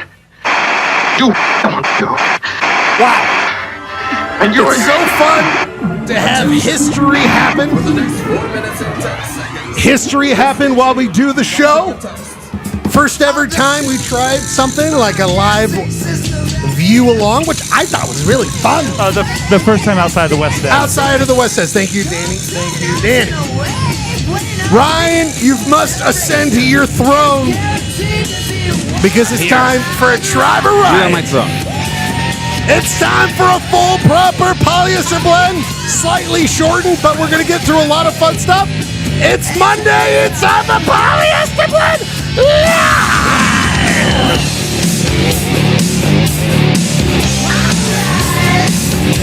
Sure. Let's just pretend we haven't been broadcasting for the last several minutes. An hour and a half. Well, hour and 15 minutes. My name's Ryan Schlegel. I'm so glad to be here with you. But I am also joined by my good friend, Ryan Bradford from San Diego. He is from the southern capital of California, hockey-loving capital, San Diego. Ryan, are you with us? I'm here. I'm, big #1 San Diego rugby fan here. Sorry, I should have said rugby was on a T-ball for me. I'm so sorry. Rugby was on a T-ball. I should have gone rugby. Rugby capital of the world. Of Southern California. Of Southern California. Ryan, please tell me your thoughts. I mean, we have not, you've been just like rugby. What's up with rugby? What did you do? Ryan? You went to rugby? What's going on? I went to a rugby game, Major League Rugby, San Diego. Apparently they're really good. I have a coworker who is very into them, and they had an extra ticket. And it's like, oh, yeah, sure, I'll go. And it was first time in this new stadium. It used to be Qualcomm Stadium where the Chargers played. Demolished it, built this new thing, and it's a cool stadium. Not very civic minded. It's very kind of far and you can't take a train or something like that. Yeah, and they charge $30 for parking, which I would be bummed. Like my friend had season tickets, so she paid for the parking. But yeah, a good time. Now, a very fast game, but weirdly polite. Like the players are very polite to each other, even though they're hurting each other. Now it's a physical sport. Now, Ryan, there's actually a saying they have that soccer is a gentleman's sport played by hooligans, and rugby is a hooligan sport played by gentlemen. Do you hear that? Do you hear what's going on right there? I mean, this is the beautiful stuff. Yeah. Now, Ryan. Go ahead. Go ahead, Gert. Before we move too far off rugby, because Ryan was so interested in it, I went and put on my New Zealand All Blacks hat. Oh hell yeah! That's my friend's favorite. Yeah. Which Laura brought me back from New Zealand, and if you want to wear a hat where you have to explain it to people and the explanation is never worth you have to go through to explain it to people, this is the hat for you. Right. Let me tell you, because if you walk into a place wearing an All Blacks hat, and you're a white guy like me, uncomfortable. I feel I don't know, and maybe it's just because I have watched rugby for years and watched a lot of the Rugby World Cup. This guy's so condescending. I don't know. I've been doing it for years now. All Blacks, I feel that it's, you see it, you know it. Even if you're not a rugby fan, it's kind of something that's known. But I can see some dumbasses in fucking Utah County being like, what the fuck's that about? Right. And they also sound like a New Zealander. Here's the deal. Ryan, I was going to bring up this fact, which I'm blown away. blown away, Ryan, is that I was going to be like the Utah Warriors. I've been meaning to go to this, Danny. I know they're apparently really good. Well, yeah, the Warriors have a good team at one point, but they're out in BFE. They're in Harriman. Yeah, they're and I've been wanting to be like, hey, we should all go to a game just because I think it'd be fun, just like Ryan experienced when he went to this thing. And then I was like, wait a minute, are we in the same league? Fuck yeah, Ryan. We got a rivalry going, baby. It's the first time that we can properly have a Utah-San Diego rivalry because I like the Padres because you're there, even though I'm actually a Detroit Tigers fan, but there's no actual battle there. Then with hockey, with basketball, there's no San Diego. We're always kind of on alliance, I feel like. This could be our rivalry. This is our rivalry. Utah, so could be a rugby. I'm going to propose that during Clayton's Sports Roundup, where he is indisposed, don't forget people, will not be here tonight. He will be in charge of showing where the league is because we are in competition, are we not, Ryan? San Diego versus Utah. Mm-hmm. Now, let's make fun of your dumb name. Legion sucks. How about a legion of idiots? That's called San Diegans, like a stupid team. Whereas the Warriors, Utah, are Warriors against Legions. So fuck you, Ryan. I would pass the hat and buy Ryan a plane ticket to come out to this game. If they play him out here, we need to do that, and I will wear my hat. Yeah, I'll wear my hat proudly. Pitch in for a Ryan ticket to come. Oh, when's the next time they play San Diego? Gurky, they are just about to enter the playoffs, right? Or whatever that. I don't know. You're the big fan. Like all of a sudden you're like, oh, I don't know. Dude. You're the big major league. I think you need to dive into this. I think you really need to dive into like some rugbiness. Maybe that's what you bring to Ryan or to Clayton's Sports Roundup, Ryan, is you bring the knowledge. You know what I mean? Like bring some MLR stuff. If I'm your point of contact for San Diego Rugby, I can. Look, you guys are better than us. You're better than us. You're better than us. Yeah, we just beat the Houston team, which was the good team that now, top Ryan, of the league. And so you know how to talk sports so well, and we've established that. we just beat the top good team. They were so good. Sabercats. They were just so good. Yeah, Sabercats, not a great name. Seattle Seawolves, great name. San Diego Legion sucks. Dallas Jackals. Legion is a great name. That's it's biblical. It stirs biblical fear. What is in the Legion? hearts of our Ryan, opponent. as a we are Legion. That's the demons. We are Legion. Now, Ryan, you're a big biblical scholar. We've established that. As we've established through the 4 years of this show. It's 4 years. Legion. Now, what is that in the Bible? Go ahead.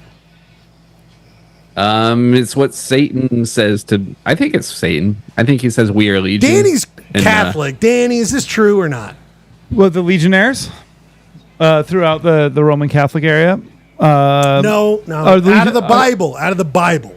The legions. Yeah, Ryan's going on a tirade about how it's Satan or something. Yeah. We are Legion. If you just Google "We are Legion," we are Legion. I don't know. We are a Bible. Bible. That's a Mark. Mark. That's New Testament. Jesus restores a demon-possessed man. Ryan Bradford. Jesus, me. Can I just laugh at all the man ads? Oh my God! I've seen so many man ads. By the way, Danny sets up perfectly a segment later here tonight. We will rank the top 5 manly bands here tonight. But anyway, Ryan, rugby. This is you got to let us know. Okay, you're in charge of rugby. Okay. All right. I have bad news, guys. Hold on. Mm-hmm. Oh, fuck. I can't believe you've done this. Go ahead. On April 21st, the Warriors beat the Legion 33-32. On June 1st, they got revenge and won 27-20. And that's the last time they played this. So season. 2025, it sounds like, Kirk. Now, it sounds like 2025. When they beat them the first time, they were like, you can't keep us down. We are Legion. Now, does anyone in this channel know what a touch try point value is in this? Well, I just I no, can't I believe don't. you've done this. It's 5, right? One of those Kansas City barbecue things. So it's The only thing you have ever cared about in your life. Anyways, I'm gonna let Bradford. This is Bradford's thing. He is true. running in with. Well, I'm just brand new to this sport. Your ball's deep touch already. Try. That's 5 points, right? And then they kick, and that's another 3 or 2. You are. Depends if it's an open play kick or if it's a try after a touch. So The thing that I'm still confused about is the scrum or the maul. Yeah. That is wild to me, and I still don't understand why or how they do it. So there's complicated rules within the scrum. I mean, talking about the full like interlock and the push, right? Yeah. Okay. So there is an advantage team on it, and you can't. What you're trying to do is that while the ball's in the scrum, you can't pick it up. And so if your scrum is stronger, you can forward the ball by just keeping it within it and kicking it with your feet. So you're just gaining yards on that. But there's a lot of little other nuanced rules on it. And that's why, like, you look and you wait for them to push and get underneath their feet, and then you normally have a fullback that grabs it. So, you're a demon possessed, man. You're a demon possessed. Should I look up a scrum image search? It's wild. Your call has been forwarded to automated voice messaging. From rugby, SCRUM. Oh, sorry. Clayton Scribner has no want to be a part of this show. He's on the river. I don't know. No, he's not. He's not on the river yet. Okay. Oh, with the no, you just clicked off of it. I was really liking damage. School. Oh, well, we'll go back to that. Go back to that. If you watch, see, as long as they keep the ball within the scrum, it's untouchable, and you're just gaining yards here. I mean, you can. Yeah, how do I get to be position 9s? How do I get to be him? The 9. Yeah, he just seems to be limping. Like, okay, I'll be there, guys. I'll be right there. But you gotta understand, the 9 is pressing forward. He's the one that gets hit more than anyone. Look at his fucking knee. It's all fucked up. he's the fastest player on the field. So he gets it at the most front. Yeah, that's why he's in the back, because he's not so powerful. Ryan, why aren't you saying this? Yeah, Ryan, hold on. This is Ryan's game. I don't know. No. I don't know. Danny, you take over. So I mean, see, this is the part that I still don't understand. So I mean, there's a lot of nuances. I mean, there's a lot of things where it's like, yeah, look, you're watching this, and number 9, you let them run with it. If your scrum is pushing, and so you got Argentina and the All Blacks here. We should also like you see the scrum right there where the scrum broke. Mm-hmm. It's basically kick back and let the 9 grab it. Now, I kind of feel like we should start every polyester blend for who's in the Schledio in a scrum, where we have the microphone in the middle, and it's like scrumming until it gets. Yes, I agree. Very good stuff. Very good stuff. More rugby talk to come, Ryan. You didn't do any work on manly bands until during the show. If you could do some work on rugby, we all appreciate. I only found 3 manly bands, but they're the best. That's funny. I found like bands. 20, but that's fine. That's fine. You take your time. Buddy! We are here on a normal night of Polyester Blend after a wonderful Stanley Cup KTRD Sports moment. What a moment. I want to do more of that. We're going to do live Utah Hockey Club, apparently is what we're calling this.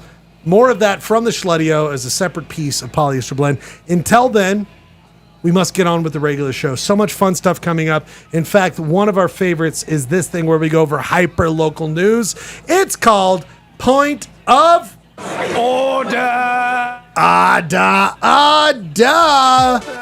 This is the point of Polyester Blend, where we go over some hyper local news and give our 2 cents about it. First thing up, Ryan, you would appreciate this, I think, as just beyond normal stuff we talk about. Mysterious shiny monolith removed from Nevada desert. Ryan, remember during the pandemic when this shiny monolith showed up in Utah and we did a whole U Shop Road. Did you see this news, Ryan?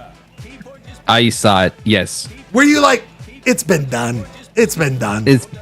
Yeah, I drove by him on my rugby mobile and I was like, it's been done. You scrummed with the monolith? I scrummed with the monolith.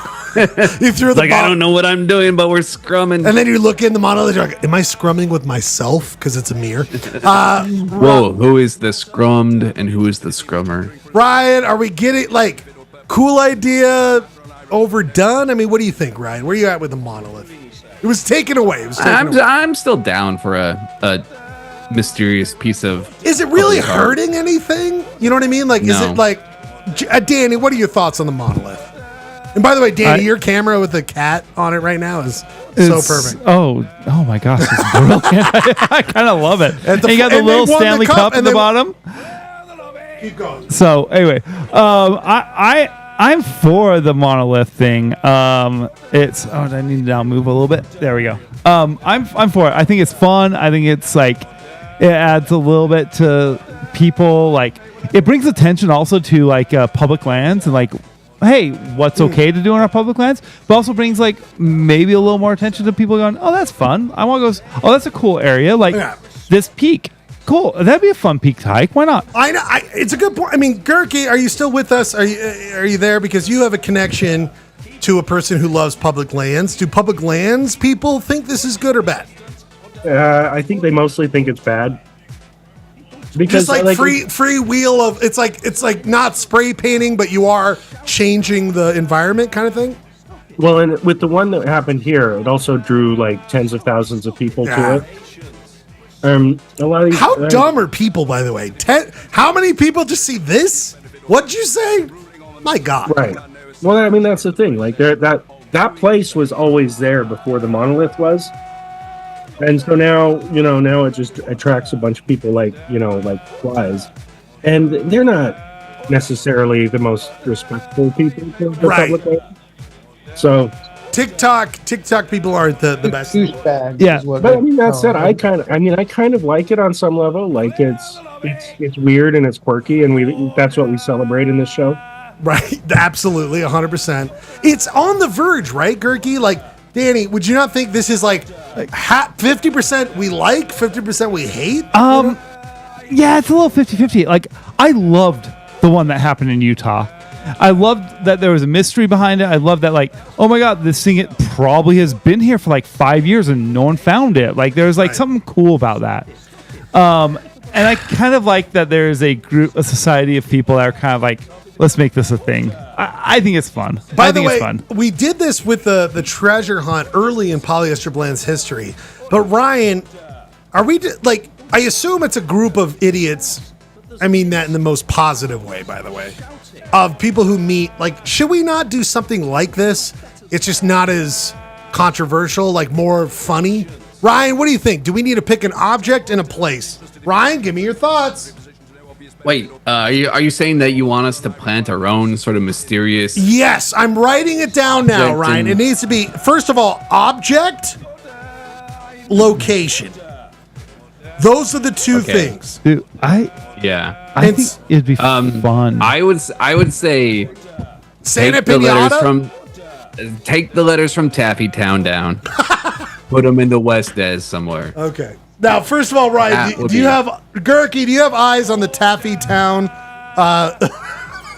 Where have the Is Taffy Town still not a thing? No, Taffy. I think it's gone. They tore down the Taffy Town. Yeah, but Ryan, the building it's a and good, that. Why is this not? You know how hard it was to tear it down? Because every time they tried to pull like blocks off, they kept like stretching. The whole place was made of taffy. They tore down Taffy Town is my favorite Springsteen song. They turned down. Let's get out of Taffy Town. That's our musical. That's our musical. The workers of Taffy Town and how they had to exist in a post Taffy Town world. It's a Bruce Springsteen inspired musical. Ryan, tell me the time signature. Here's the deal. Object, location. Next week on Polyester Blend, we submit our ideas. Fair enough? Next week on Polyester Blend, object. So it has to, like, I'm going to leave it open-ended. Object and location. Now, you could be like, the location is dumpsters and blah, blah, blah. But we need to come up next week, all of us, challenge of all the FOPs. Thank you. We need to figure this out. PBL needs this. I feel like a lot of these monoliths end up in desert and high deserts. But I don't. Why can't we have one in like some deep, like wooded areas, some creepy shit? People, I love, and by the way, you can submit this next week, Danny. But when I was doing the 100th episode video for Polyester Blend, I decided to put up all the dumpsters of Domino's. I put up signs promoting Polyester Blend. And that's what I'm talking about. Ryan, you know what I mean? Like all the dumpsters of Domino's, all the, that kind of thing. Right, Ryan? Does that make sense? Right. Like object, what's the object that's going to be placed and what's the location? They have to have themes, right? It's a single object, but the location has to have a theme. Does that make sense, Danny? But it's got to be big and prominent enough to not feel like a piece of litter, right? Well, you guys tell me. Next week, you guys submit. Right? You tell me. I would say the baseline, it is, you're right, Ryan, not litter. It shouldn't be litter. It shouldn't be, I want it controversial and funniness more than like, that's, why did you guys do that? Like these monoliths are in nature areas. Like, I want fair game areas. Okay? Ryan, you have nothing going on besides rugby, and that's almost over. So I know you can work on this, right, Ryan? Are you just asking me to find an object? No, I'm asking you to come up with your proposal next week. Everyone on this show, what's the object? Where do we place it? Could this be a U-Shop, bro? That's how you present it, my friend. Can it be phallic? Absolutely. More phallic, the better. I don't really mean that. But this is the U-Shop next week. U-Shop. And then we all vote and come up with the one we decide to do. Okay? All right. I think that'd be fun. That's a good time. Just stupid, like, in the news this week, dumb idiots place this in different places. And by the way, Taffy Town joke, taking the words down and they stretch, so funny. Really quick, we only have so much time.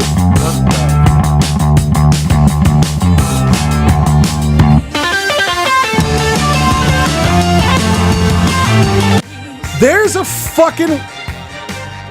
a website. I gotta go, Danny. I gotta say this. There's a website that someone here is involved with that has autoplay ads. And that is not fair. You should not have autoplay ads. Because I wanted to bring this up. Ryan, do you remember David Alvord? How do I say it? Alvord? Alvord, yeah. Alvord. Ryan, you might remember him from such things as... Could you hear that just a little bit? Could you hear it a little bit? Got Gurky. I Gurky. That is the guy who got Gurkied. Who, if you don't forget, gentlemen, in the TPOS. Oh my God. Total piece of shit Hall of Fame. Who has been banished. He's not in the Hall of Fame. We took his portrait and him and sent him out, and he is banished. And I feel like we are yet again justified in that. When on Father's Day, Ryan Bradford, he goes online and says, don't simp for your wife tomorrow. Well, it was the day before Father's Day. He goes on to say, more or less, it's not about women. It's not about women on Father's. It only praise dudes. Praise dudes. Praise dudes. Do not be a cuck, basically. Here is what he says. Gentlemen, stay strong.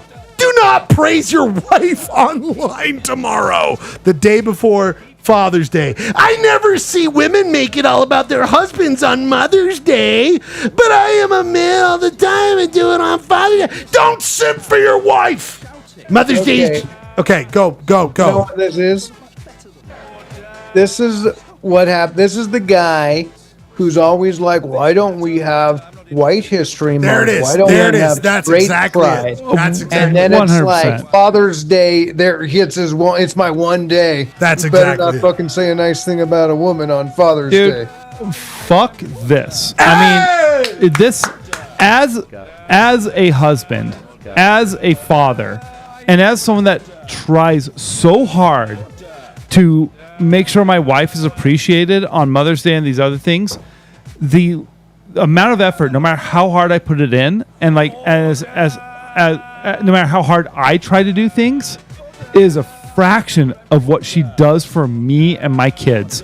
Like this whole thing is like, yes, there's different responsibilities in every relationship and every marriage, but pulling this shit is just fucking ridiculous and is a fucking piece of shit attitude.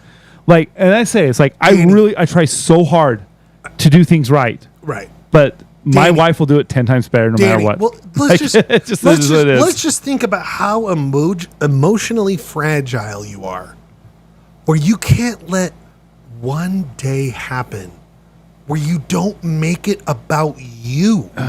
He saw a day coming, not about him. The about day is not women. even happening. It's yet. not So even he's just, happened. like, But projecting his he insecurity. wants you to think about him thinking about how you shouldn't say anything other about women. Like, this is insane. This is insane. This is, I mean, and maybe it's just me. It hits a little bit harder for me. I've got a very young child. I know there's a lot of fathers in that are part of the pod and all that. Not that many. I mean, Gurgie's raised some amazing children. We love his kids. The state helped out a lot with that. Oh, The state there's really that. stepped in. I mean, his daughter does get very questionable tattoos. I mean, let's be honest. His mother didn't do shit. Oh, easy. But Gurgie, I mean, the fact is, this isn't about you. I'm kidding. It was a joke. I know. But like the fact is like everything that like I do and like it's in my mind constantly.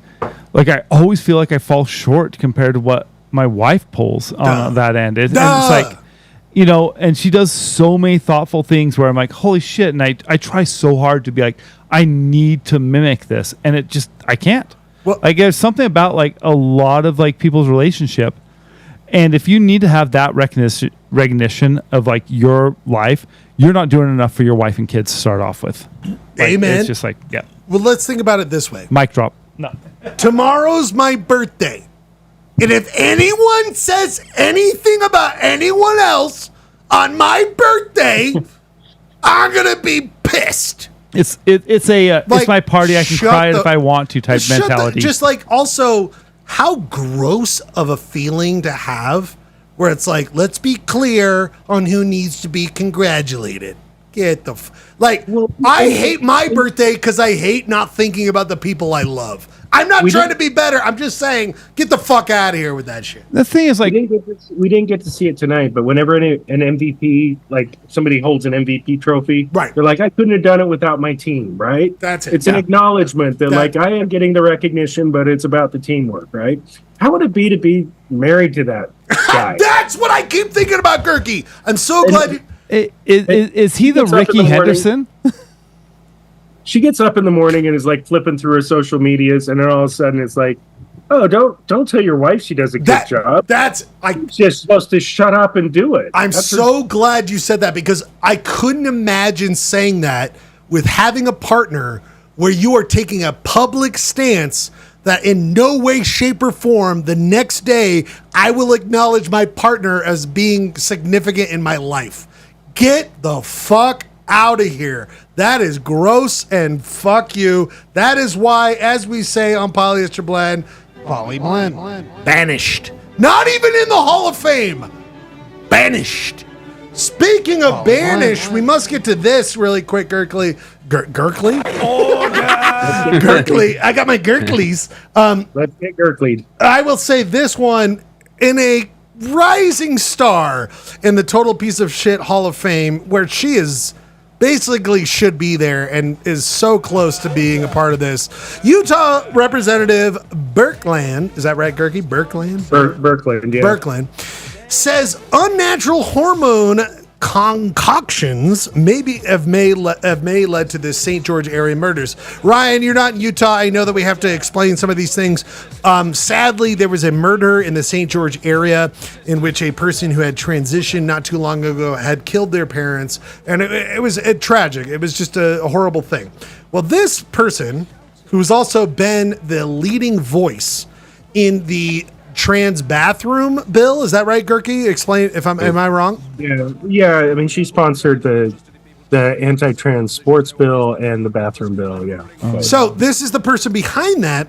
Then, without any evidence, no evidence, zero evidence, pipes up on your favorite Ryan X, aka Twitter, and says, "Oh, I think maybe the hormone therapy this person transitioning went through, we need to look into that because it probably led to them being murderous without any factual knowledge." And in fact, Ryan, several people who have come out representing the scientific community around this say that people who transition have less mental stress, have less mental anguish that lead to things like being violent because they transition, because they're finally at ease being who they are. So Ryan, this person who cannot fucking put a sock in their mouth faster has stepped in and said it's probably because of the whole trans things. Ryan, I mean, what are your thoughts on this? Now, I know you have thoughts on this, right, Ryan? I feel like it's just like a talking. I don't know. It's a strategy from conservative. That's it. Yeah. She's just towing lines and disregard of human fucking lives. It's just saying whatever the fuck she wants without any like forethought or empathy. Empathy. Right. She's just spouting bullshit. What were you going to say, her Gert? party. So.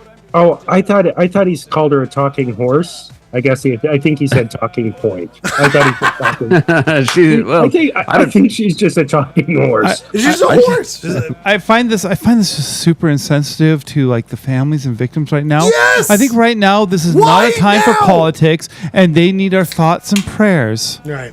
By the way, also like when we start having our prisons filled with people who have had hormone treatments, we can start having this discussion. But right now, our prisons are filled with people who are not transgender. There you go. You've got a 1 in a 100,000 situation right here. And like it's that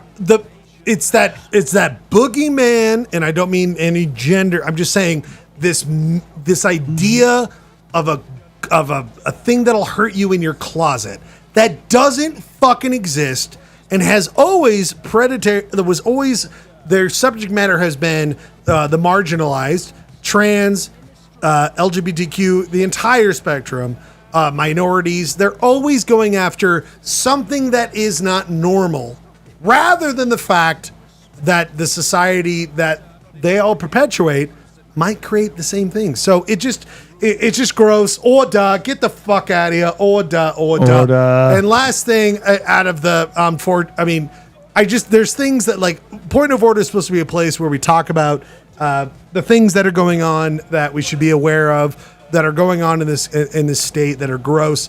And back to what our fellow representative Dunn, Utah's anti-DEI bill closes down the U of U women's LGBT resource centers. Again, these bills that are political scores that hurt people. And that is another one. Now we have another instance where a place of refuge, a place of safety, a place of growth, a place that is needed in our community gets destroyed by politics at the state level. I mean, did you look into I mean, like, is there more coming on this? Yeah, I think there is a story that we'll be posting either today or tomorrow about how the universities have not only just done what is required by the law, but they've, in a knee-jerk fashion, done way more than was required by the law, just because they don't want to get crosswise with any of these legislators because they're punitive and vindictive. And so you don't only see, like, yes, all of these places are shutting down, and the support net is the safety net is being just kind of like hacked away at, and then we're surprised when bad things happen. It just, the reason I bring up this stuff is like, I think all of us love Utah in various ways, but then there are very serious ways we hate this place. And I mean hate. And I don't mean hate in that I want people to learn from it. I hate how we don't empathize with our own people. And it's just time. We do this on Point of, and we've been doing it. It doesn't really matter, but keeping these stories alive and talking to people, I hope all of us go out when we have conversations with people in our daily lives in Utah, we talk about this, because this shouldn't be silent. We're not 20-somethings. We're not protesting. We're not out there. But what we can do when we talk to the general public is have these conversations. And that's what I ultimately want out of this, is that we just always keep alive that we shouldn't forget these conversations. So, with that being said, Ordah! Open up this shit! My second to last is this. Danny. Yes, sir. How many times do you drive State Street and see this, my friend? Oh, Jesus fucking Christ. Do you know what this is, Danny? It's...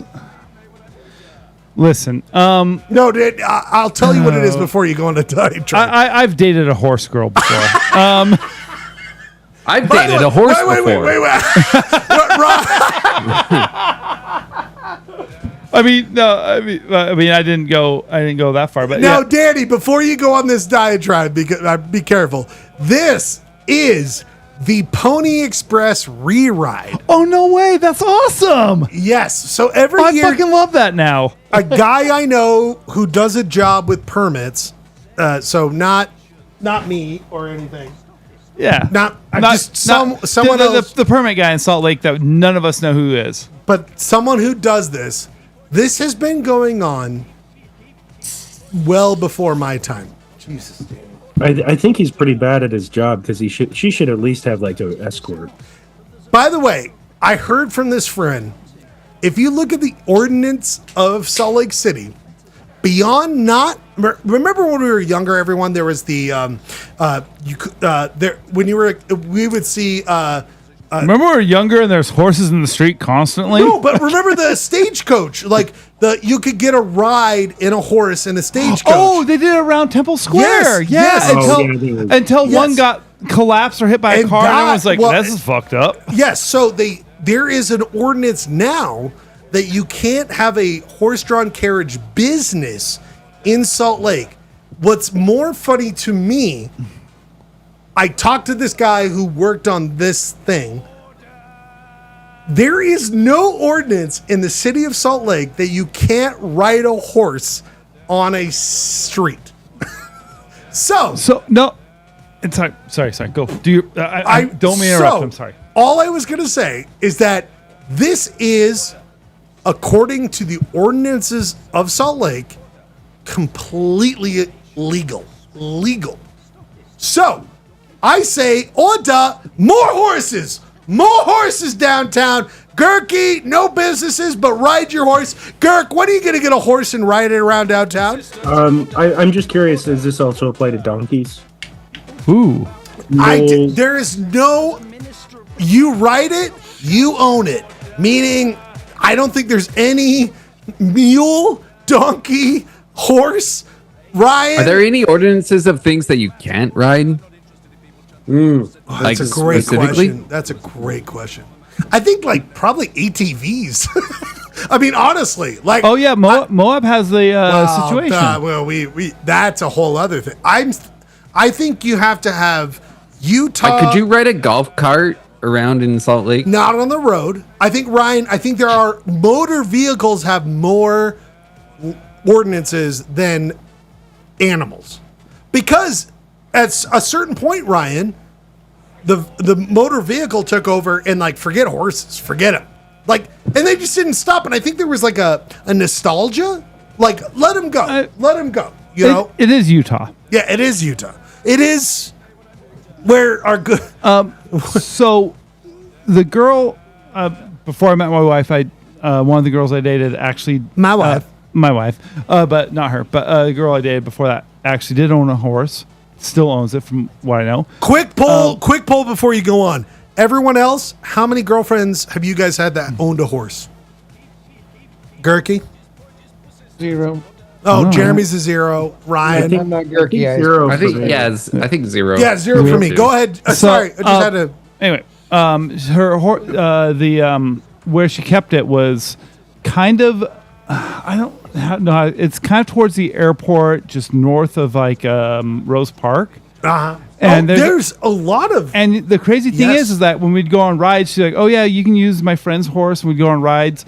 We'd saddle them up, and we literally would cross them over Redwood Road into a riding area that was towards the Great Salt Lake. So like we rode horses on Redwood Road. I wasn't. Oh wow.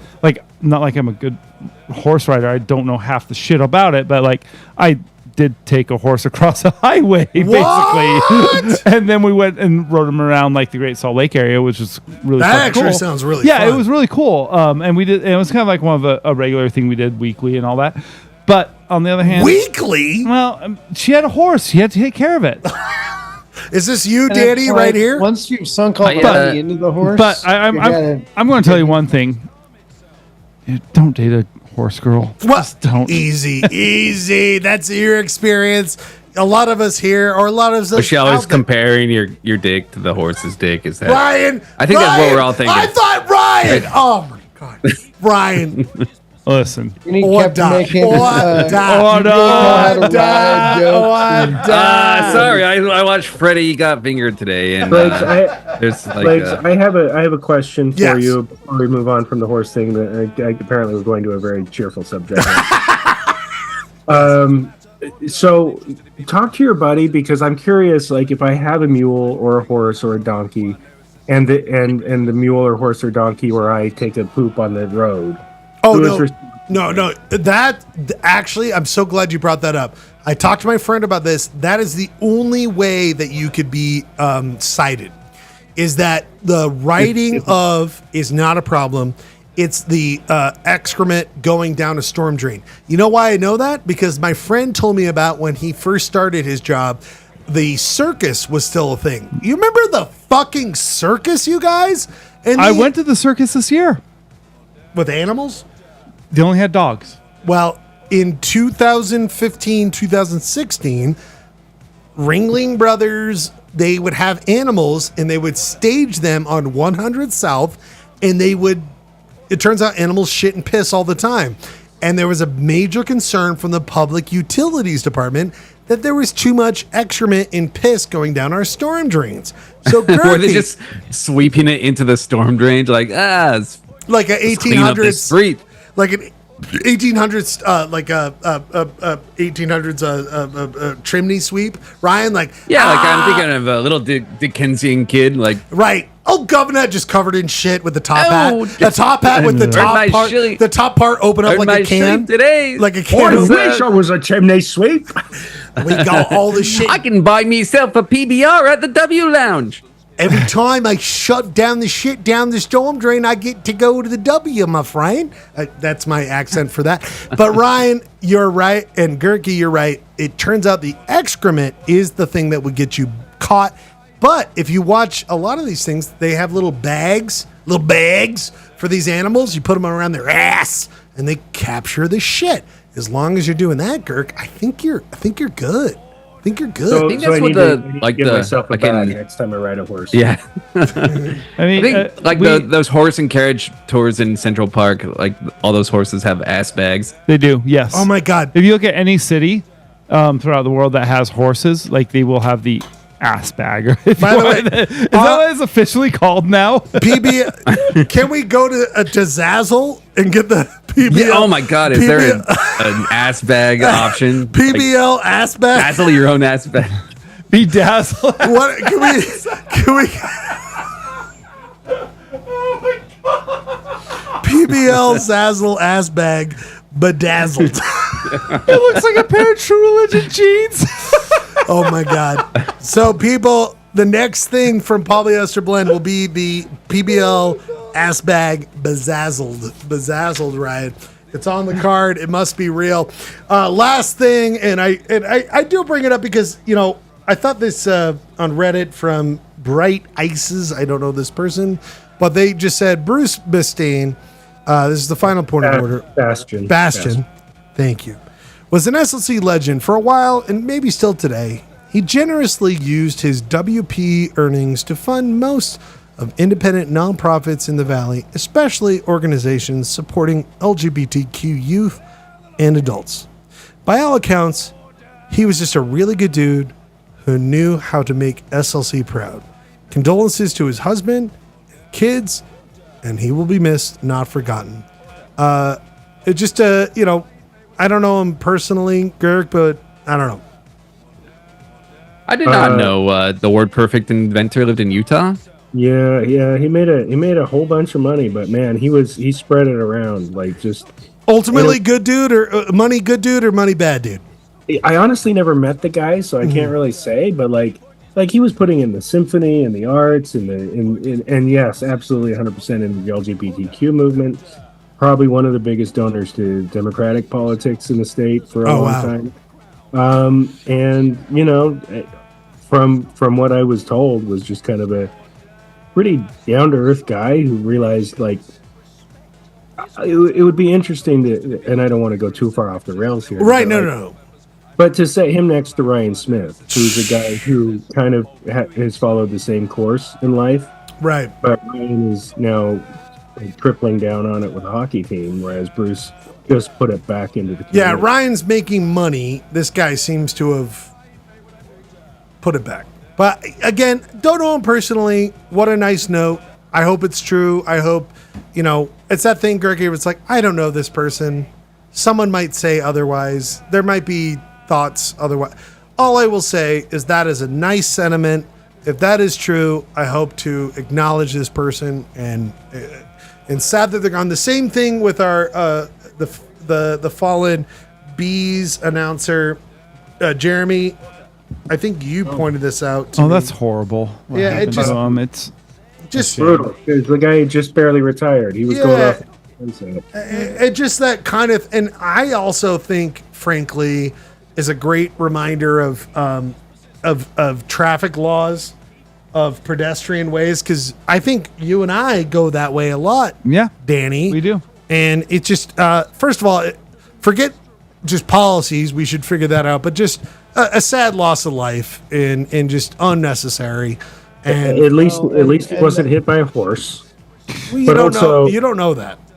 Also, I mean, that's why when cars are doing stupid shit, you got to give them the bird. Hey, easy, Jeremy. Days from. I'm just. I think both of these last two guys you talked about are people who left the world better than they found it. So there it is. And that is exactly the opposite of what any of us will do on Polyester Blend.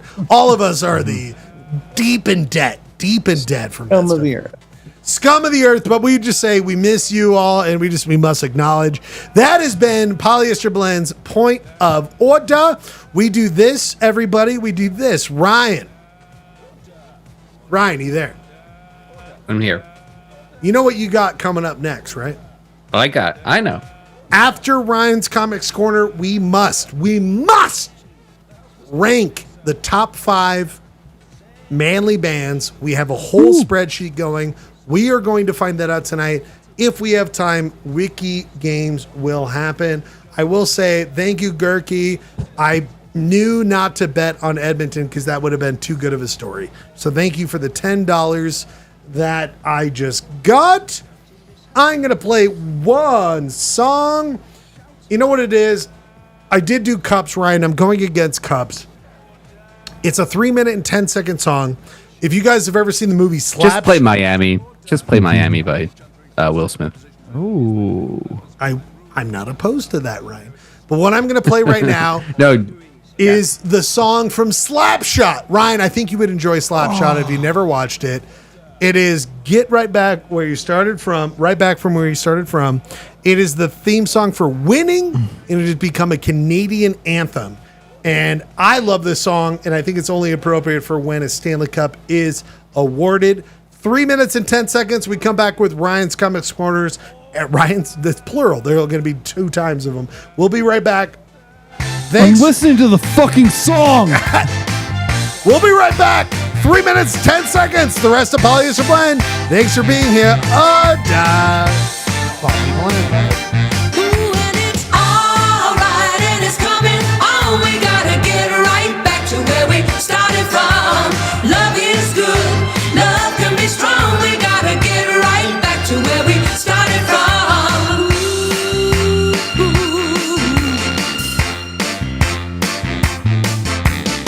Do you remember that day? That sunny day when you first came my way. I said no one could take your place. And if you get hurt by the little things I say, I can put that smile back on your face. Ooh, and it's alright, and it's coming on. We gotta get right back to where we started from. Love is good, love can be strong. We gotta get right back to where we started from.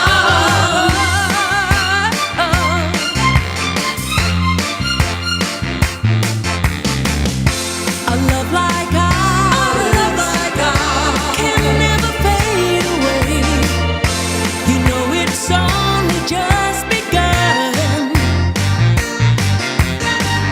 You give me your love. I just can't stay away. No, no. I know you are the only one. Ooh, and it's alright, and it's coming on. We gotta get right back to where we started from. Love is good. Love can be strong. We gotta get right back to where we started from.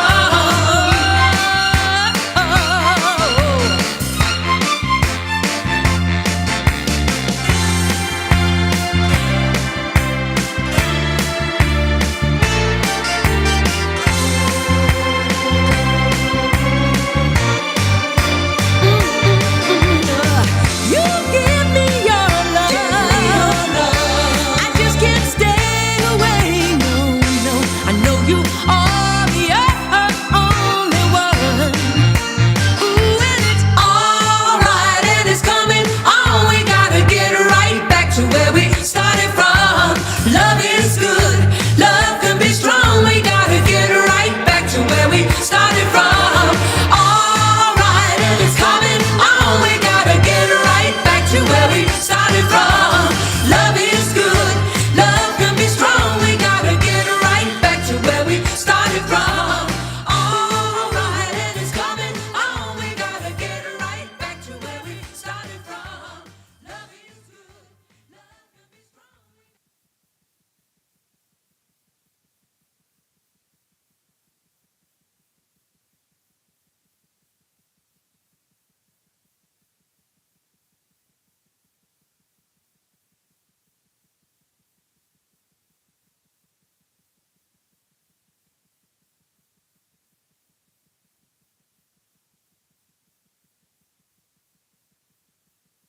Hey, Rob. Well, hello. How's it going? Ah, so good. How's it going with you? Good, good. What's your opinion on Shit, sorry guys. County fairs? Oh shit. You Oh, county fairs. Poly Blend. We got Rob. I mean, they sound good. Danny. They sound really good. I don't know that I've ever attended a county fair. Easy. Really? How long have we been dead air? How long?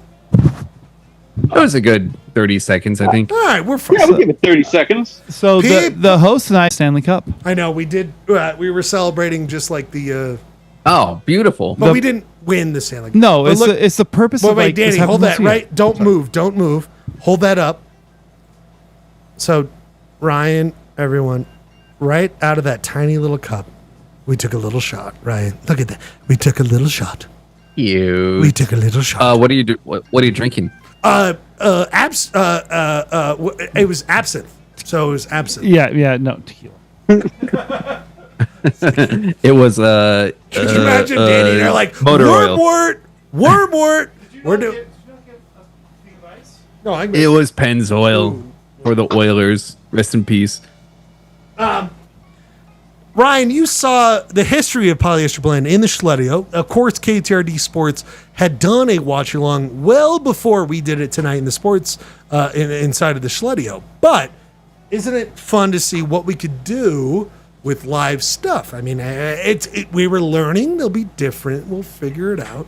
But cameras, they all worked. We had a lot of fun there. I loved it. I loved the little hockey table. You could explain the plays to me. It's fun. We're gonna do more of that. Speaking of more of that, a lot of the public goes, I don't want any more of that. I don't want any more of that. But then this guy, every week, he's like, I'll do the work. You know what he does? He reads them and brings them. People! It is time for a hit segment on Polyester Blend. A hit segment on Polyester Blend, sponsored by Frank's Red Hot Sauce Wings Division, which, Ryan, there'll be updates on that coming. I had some wings today. That's why I was eating those right before I jumped on. Now, Ryan, was it Frank's Red Hot Sauce covering those things? You know it, baby. Now, I actually had a brief conversation with the woman at Trader Joe's who I was buying the wings from. He's like, and she asked, like, what do you do with your wings? And I was like, I do barbecue, solid barbecue, man. She's like, I'm a lemon pepper gal. And so now we're married, and Jessica's gone. We've lost Jessica, which is very sad. Have you tried the air fryer by chance? Oh, Ryan. Oh, Danny. Yes. Danny. Air fryer. I love the air fryer. They make such a the hassle of cleaning the air fryer after making wings, and then wait, what? It's almost like, yeah, it just all the juice drips to the bottom and it crusts over, and it's very hard. Wait a minute, dude. Hold on. Do you cook your wings with sauce? No. Are you just talking about the typical you toss them, you do the regular meat juice. You dry brine them, and then the meat juice. Okay, I can see that. Yeah. Now, Ryan. So I've taken to grilling my wings. Wait a minute. You were let's go back months ago, and you were like, you fucking air fryer is everything that you've ever needed. Ryan, I'm not anti-air fryer. You were pretty. I don't want to come off as anti-air fryer. I think they turn out great in the air fryer. I was just lazy and I didn't want to do any cleanup, so I just grilled them tonight. All right. Well, Ryan, I feel disappointed, but we'll talk about that next week. Ryan, we have one topic this week. It is, what is Mary worth it? That's right. Ryan has given up on all the other comics, and he is out there just being like, isn't Mary worth it? Is it? No. For God's sakes, we lost the graphic. But Ryan, is it Mary worth it? We will read a Mary Worth comic, and we will tell you, is it worth it to read the comic we will read tonight? So should you read the comic we read? We will go through several of these topics, but the first and most important part is this. Gentlemen, how many window eels this week? I've got several people on the line. Danny, you're in my vicinity. I want to know where you're at. This is tough for me because last time I bid for eels, I think there was none. I think, yeah. It was something weird. I'm going 7. 7 from Danny. By the way, is Rob there? Producer Rob? Yeah, I'm here.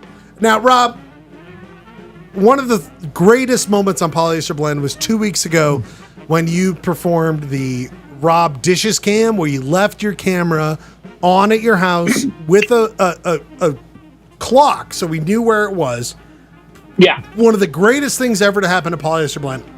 We don't need that this week because you are doing the dishes. Rob, where are we at with these dishes? Just about done. Pretty light this week. Oh, beautiful. Rob, if you're a man who knows window ills, and I think you are, how many window ills? How many window ills this week? I think it's a clean fiver this week. Jeremy, are you there with me, buddy?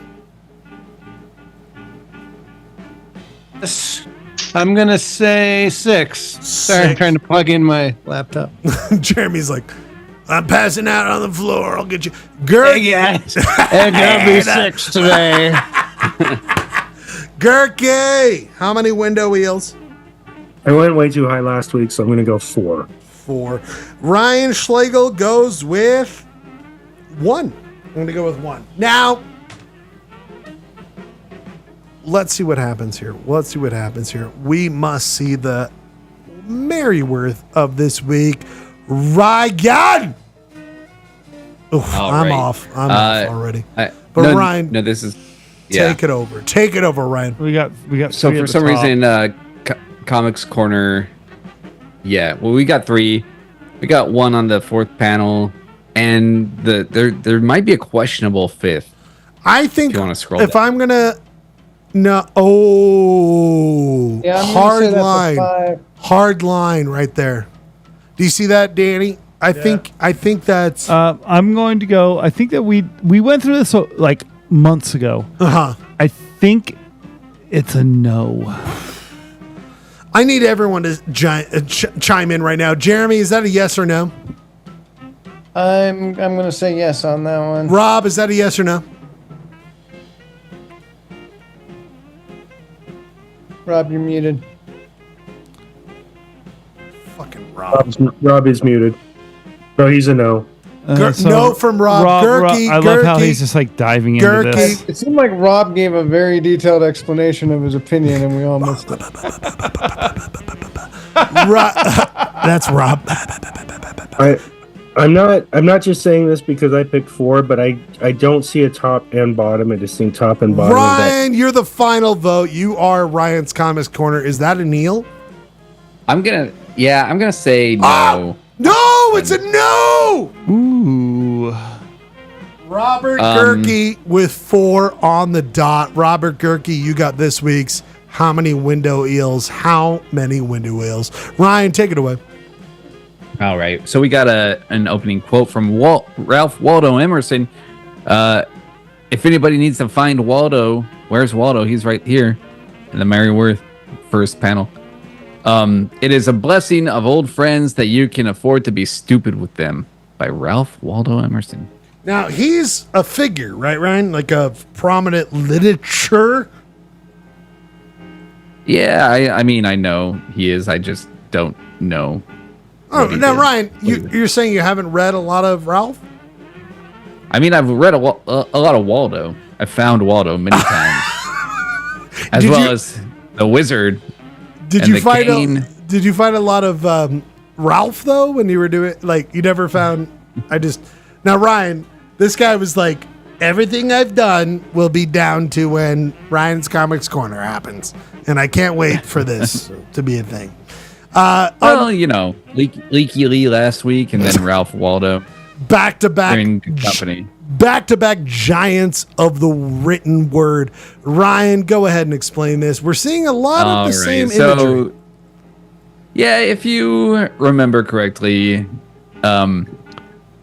Wilbur had a surprise wake for his pet fish that was thrown by Mary, and so in the past week we haven't really left that scenario. Few people are just kind of privately expressing their concerns about how weird this whole scenario. So that's kind of where we're picking up. So you have dear friends, then you have Saul over here. I'd like to say a few words, please. When Mary gathers a group of neighbors to support Wilbur in his time of difficulty, I know what it's like to lose a beloved pet. I thought the sun would never shine again, but it did. Wilbur, take heart and have hope. Know that you are not alone. We, your friends, are with you. Wilbur says, thanks, Saul. And then you have I can't remember this Ahab and his child bride, Toby. I remember that guy. Yeah. If I had known Wilbur was going to go off the deep end over losing one of his goldfish, I would have had some lamb instead of salmon last night. And then Toby says, "Hush, Ian. He's our friend." And of course, they're all eating Mary's muffins, which is a constant joke for the Comics Kingdom crowd, which I was locked out of because I had looked at Comics Kingdom too much. Hence, the weird low res. I had to take this image from Washington Post. What? You've been locked out? They had this weird thing. It's like you've used up all your free comic. Like you gotta pay for a subscription. How much do you have to pay for it? I don't know. I'm not gonna pay. I know, but should we start the first ever Patreon Polyester Blend just to get Mary Worth? Mary Worth Comics Corner comments. Oh God! I mean, yeah. Well, I did see the number of the comments under this comic, and it was vastly lower than any other Mary Worth comic I've seen. It was in the 50s. When a standard Mary Worth, it gets up into the 110s, 150s. Ryan, but don't you get like 250? Don't you get like 250 free views before you have to start paying? I thought they were basically giving it away. Have you looked at that much Mary Worth this month? By the way, not this month. They charge you per jerk off, and so they you pump and you dump. I mean, I don't know, but Ryan, just the idea that even Comics Corner or Comics Kingdom is like, just stop. It's over. Like maybe we just, I mean, we've tried to promote Mary Worth here, but I think maybe this real estate should be a Ryan's specific thing every week. I mean, you have been here for 4 years, and I will continue. I will be at your side. That sounds like a quitter's mentality. But sounds like a. I'm just saying. How would you say an Edmonton Oilers mentality? It's your real estate, Ryan. It's your real estate. You figure out what you want. I'll see where this goes. I like the mischievousness of the last two boxes, the last two panels. I like Ahab. Yeah, but the goldfish has been in that box for 2 weeks now, and I'm kind of long far. The shock of the goldfish in the box was last week, and they're doing it again, and I'm kind of like. I have some thoughts on this that I just can't hold it back. I'm sorry, guys. Please. I have never hated a comic character more than I hate this guy who goes to a funeral wearing a purple turtleneck and a vest, which is probably a leather vest. Let's be honest. Absolutely. And has that weird beard, no mustache beard, and he just shows up and eats muffins, eats Mary's muffin, and just makes fun of Wilbur, which I thought Wilbur was a pretty loathsome character, but I actually feel really bad for Wilbur right now, and also want to really punch this guy in the face with his floppy and his shitty beard and his leather vest and his purple turtleneck. As a Utah podcast, Jeremy or Kirky, I cannot help but think this guy is a stand-in for Brigham Young. And how many times did he go into one of his fucking disciples' house and he was wearing a purple turtleneck, eating the muffins and too. Eating a muffin and being with one of his 35 wives, this guy's crying about a fucking goldfish. I've taken over the entire western part of this Wasatch Front. I mean, doesn't it feel like this is Brigham Young shitting on? I'm angry again, Gurky. You know what I mean? Also, is that his? I assume that was just somebody else there. Is that his girlfriend? It seems like they're in a relationship. Is she single? Hush! Our friend. Toby and Ian. Yeah, they've been a couple. Guy has a very UC Berkeley mentality. I don't know. Do you think this is signaling the shift to a storyline with those two? Oh, you think Wilbur's going to get some? Because it seems like this Wilbur storyline is wrapped up. How so this is almost like God, how much can we see Wilbur's get kicked in the nuts? I mean, I think Gurky tapped into something that we should appreciate, which is this guy is making us hate him more than Wilbur and feel sorry for Wilbur. Yeah. I mean, we all know Wilbur, let's face it, sack of shit. No one likes him.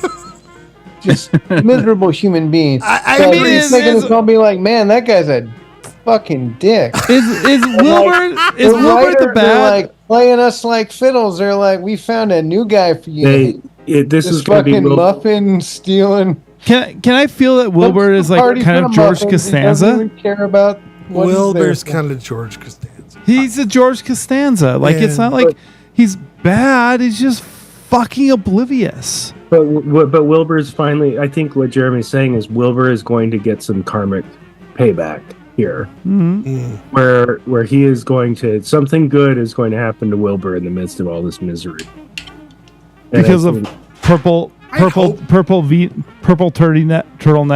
leather vest guy. Even if it's just like Mary Worth readers hating someone else more than him, like that's a win for Wilbur. Here's where I see this one going. The blonde girl is going to feel really bad for Wilbur and try to like console him and maybe get with him. And Wilbur's going to be like, no, thanks. And then he's going to hook up with the purple turtleneck vest guy.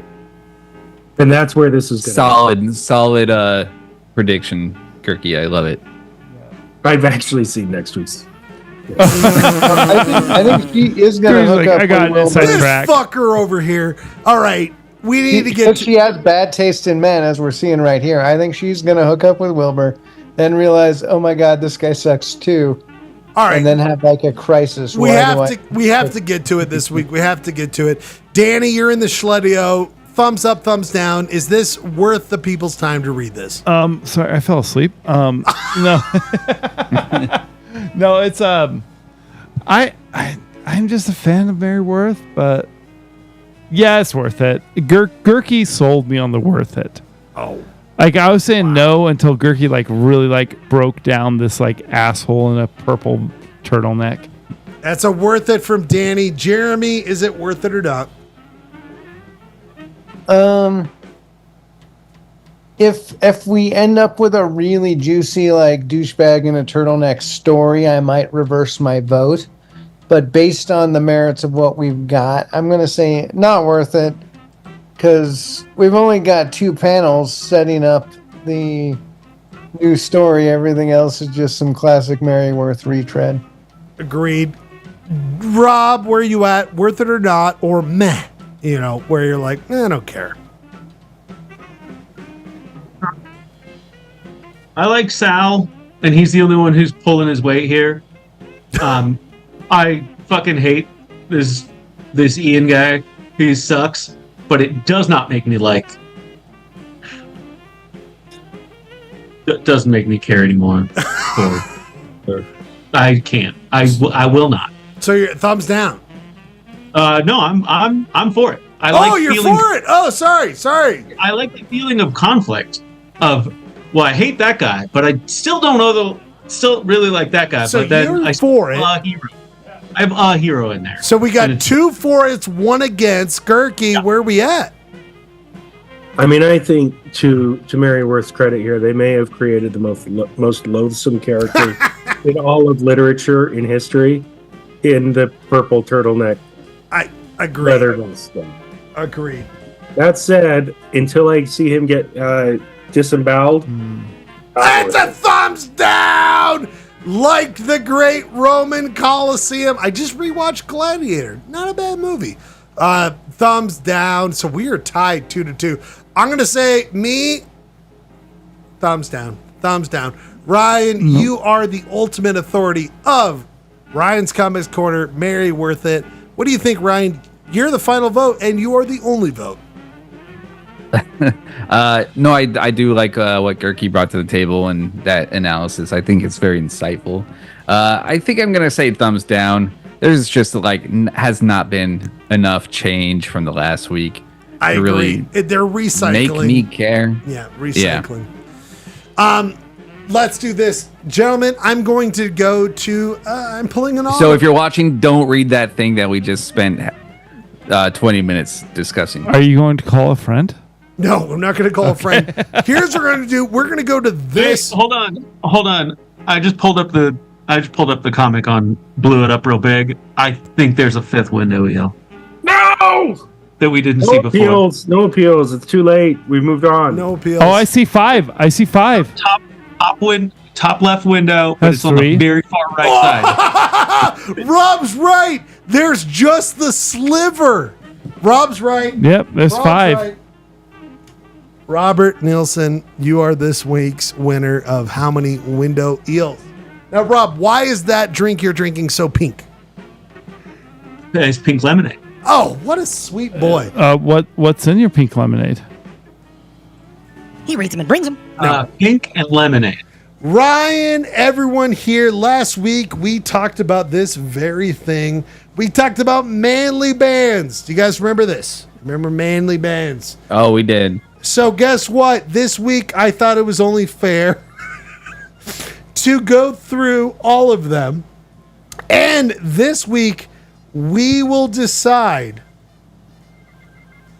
the top 5. We should do top 5. Now, I say, Ryan, are we looking for dumb I think we're looking for not what they want. This is what we think you should get, but they're dumb as fuck. Yeah. So dumb. Yeah, it's not going to be like actual appreciation of the aesthetics of these rings. That's it. So if everyone, Danny, do you know manly bands?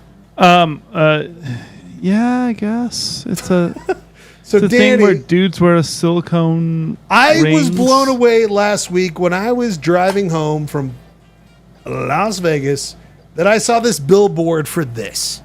Manly bands! Now, Ryan, are you feeling more manly or more cucked when you see these bands that are so cool? Well, I feel cucked until I have one on my finger, which I think that's the point, right? Can I ask what is your wedding ring? Oh, Ryan. Right. Mine? Oh, it's my father-in-law's old one. That's sweet. So, not manly, but it's a band. I am slightly afraid of where this is going. Why is that? Compared to what my wedding ring is.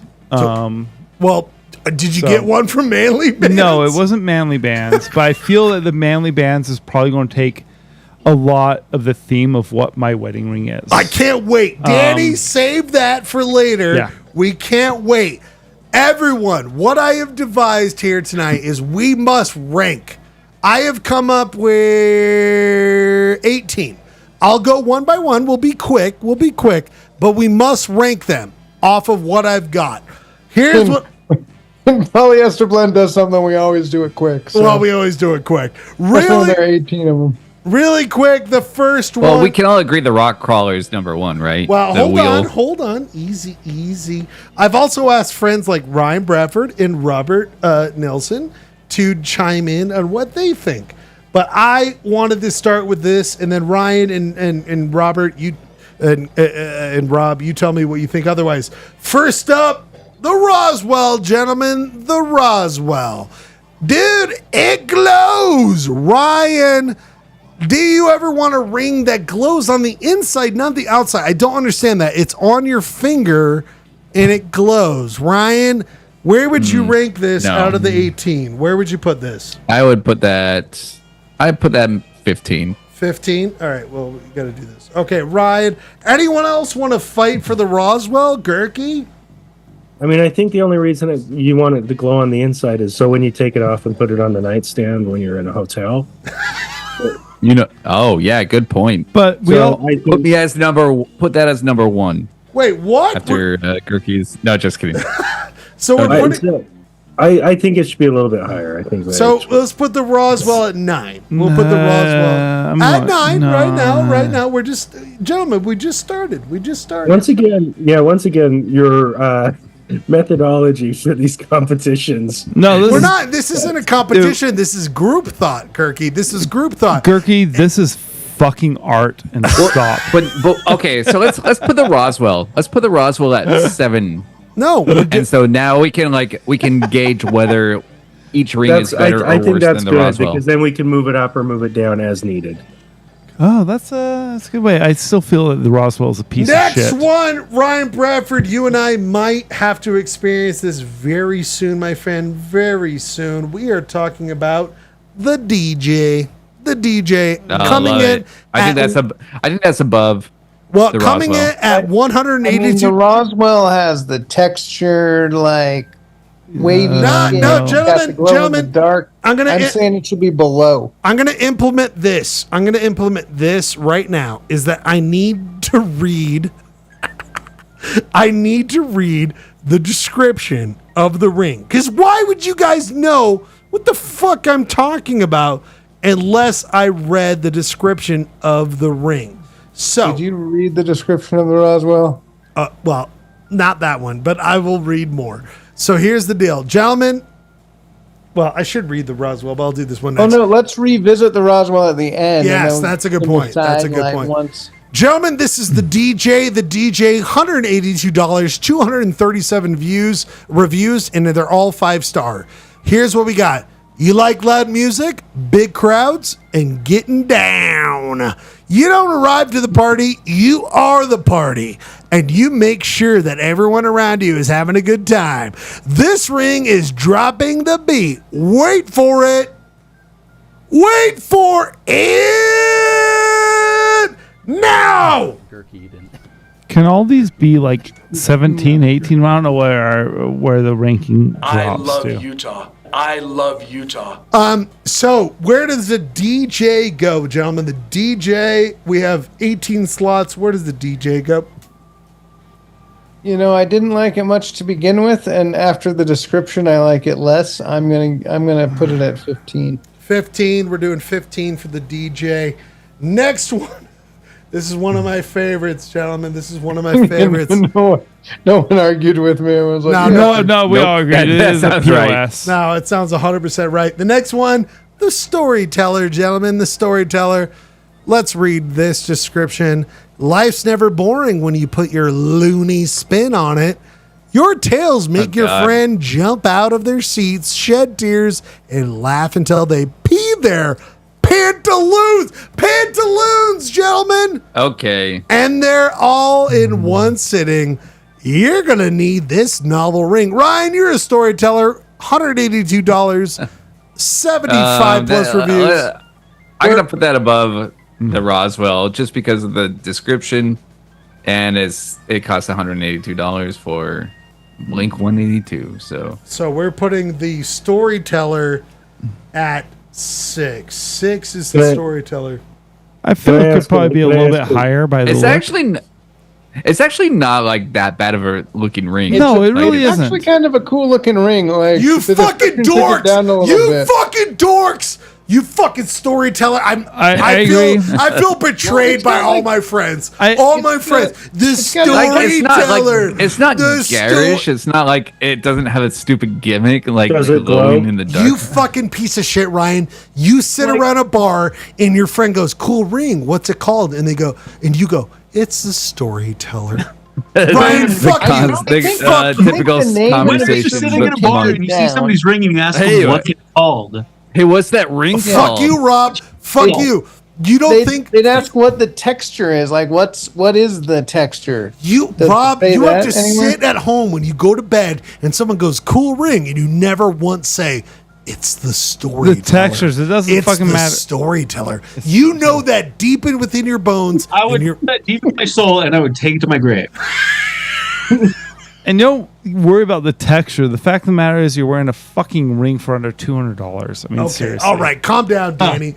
You story. Only because it's on Like sale. a peasant. You Like storyteller. a peasant. Next just, one. Just sit down with your J.R. Tolkien books and be fucking happy. Next one, the VIP, $182, 32 reviews, all 5-star reviews. Red carpet, bottle service, a velvet rope that low key tells you everyone you're better than them. Heck yeah! You like to enjoy the finer things in life, and you want to make sure everyone knows it. Here's a very important ring for you. So, you're that dumb motherfucker who thinks that is what sums up your life. 1, 2, 3, 4, 5 is open. Gentlemen, Can I just suggest this is the ring that should be a somewhat important male person ring that Dave Albert wears on Father's Day? It's Simpering. The VIP. Yes. Honey, tomorrow, my manly bands, the multiple, he has like a whole fucking shelf of them. I'm putting on the VIP. I'm putting on the VIP. I'm putting on the VIP. So, honey, I saw what you said about me online. Do you want to talk about it? Nope, we're in the VIP. Nope. Absolutely not. In fact, honey, red carpet, bottle service, a velvet rope that low key tells you everyone that you're better than. Fucking cheap looking ass What are ring. we doing? What are we doing VIP, gentlemen? We got 1 through 18. 1 through 18. And I'm sorry, I hate to do this. Are we trying to find the worst ring as number one or the best ring? So, great question. Polyester blend likes what? The absurd, the dumb, the uncomfortable. I would say we are trying to show manly bands their dumbest. Is that fair to say? Okay, so I think this one's not quite as stupid as the alien ring. I agree. So maybe 16th. Know what? It's down. Let's there. put it. It's Let's put bad. it there for now, and we can. That's the it. beauty of. We might have to relocate. So wait, so everybody Roswell. thought the story. Wait, so everybody better thought than the alien than Roswell. We can move the Roswell. No, we can move around. We can. I thought Roswell was dumber than the storyteller. It is. It is one down from story. It's at. Oh, 7. so we're wait. No, so I'm. No, so the is the number storyteller is one ring, above Roswell in this ranking. Is the number one ring the stupidest ring or the least stupid? What do you guys want? I think we should put the storyteller at 5, and because number 1 is the top rank, right? So far, Roswell's somebody answer Gurky's question. No, So far, Gurky, Roswell's the dumbest. So Gurky, I think this is what polyester blend says that the public should get, meaning the dumbest, the most uncomfortable, the most expensive. I think it's all the things that we would recommend an idiot who thinks that manly bands are a good thing where I feel uncomfortable. I think we are rating the worst ring. So I think maybe we're going is about the this one wrong. we most want ourselves because we're now recommending. If I got number 1, Jeremy, it's because it's the most uncomfortable, dumbest, stupidest one. So right now, so far, Roswell the is Joker number would be number 1. Well, we're not there yet. Well, I think it's like all of us insane state of mind, what we would be happiest with, like as a joke, and not like, right? Yes. Maybe not even as a joke, but if we got a gift certificate, I think it's more of Ryan. You're on the right path. It's my God, they made this, and this is something they're selling, and I'm proud to wear it. Like, oh my God, this company made this, and that is the dumbest thing to wear. Anyone else feel differently? And I'm gonna wear it. I mean, the fact is like we're nitpicking this stuff, and all of them should be 18, and we've only gone through 3, and there's 18. Don't worry. Okay. Just throwing it out. Don't worry. This is going to be really fast. Before we go too far down this road, I think we should just agree that like the dumbest one so far is Roswell, and that should be number 1 until we get a new Roswell is not the dumbest. So hold on. So number 1 is the dumbest. Am I correct? Yeah, I think Roswell's actually pretty good at because Gurky. Just wait, baby. Just wait, baby. All right. Go. Okay, there's so many. We have so much to go through. I would move the storyteller below though. Jeremy, this is for you. Jeremy, this is the Macbeth.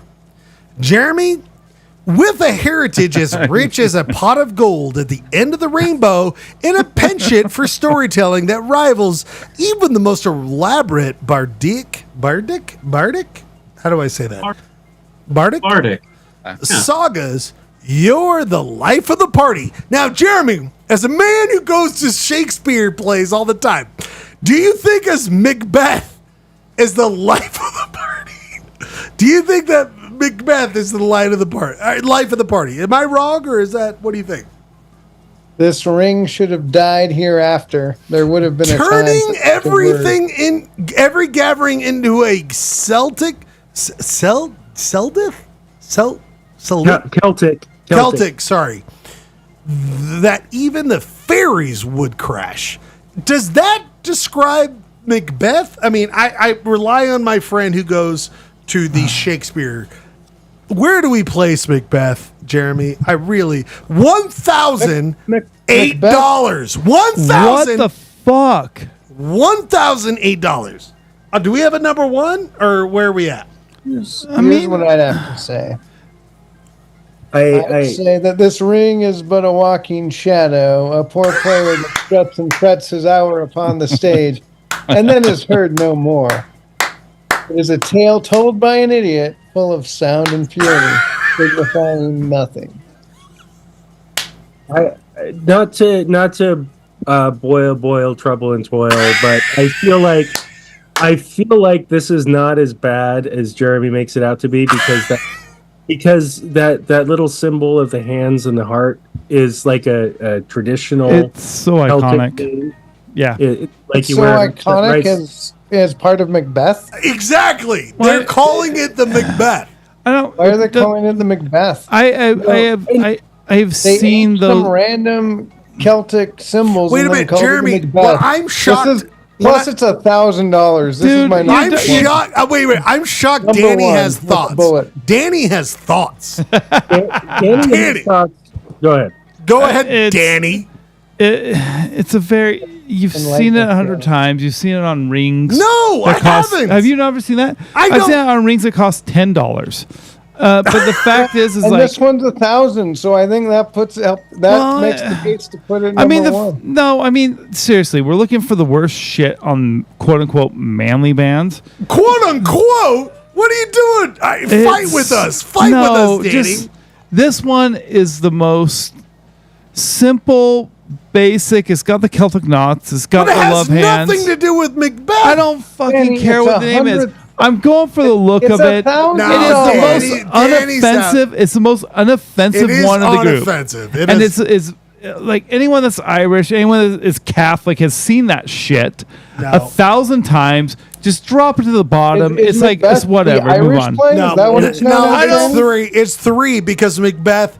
Danny, because of the name? Yes, because it has the name and the price point. Fucking put Roswell at the goddamn top and then storyteller beneath it, because there's no fucking story underneath it. And the goddamn Roswell one, all it is glow in the dark bullshit that my daughter has in her rings. Danny, that's scientifically. Macbeth is more offensive to the story of Macbeth.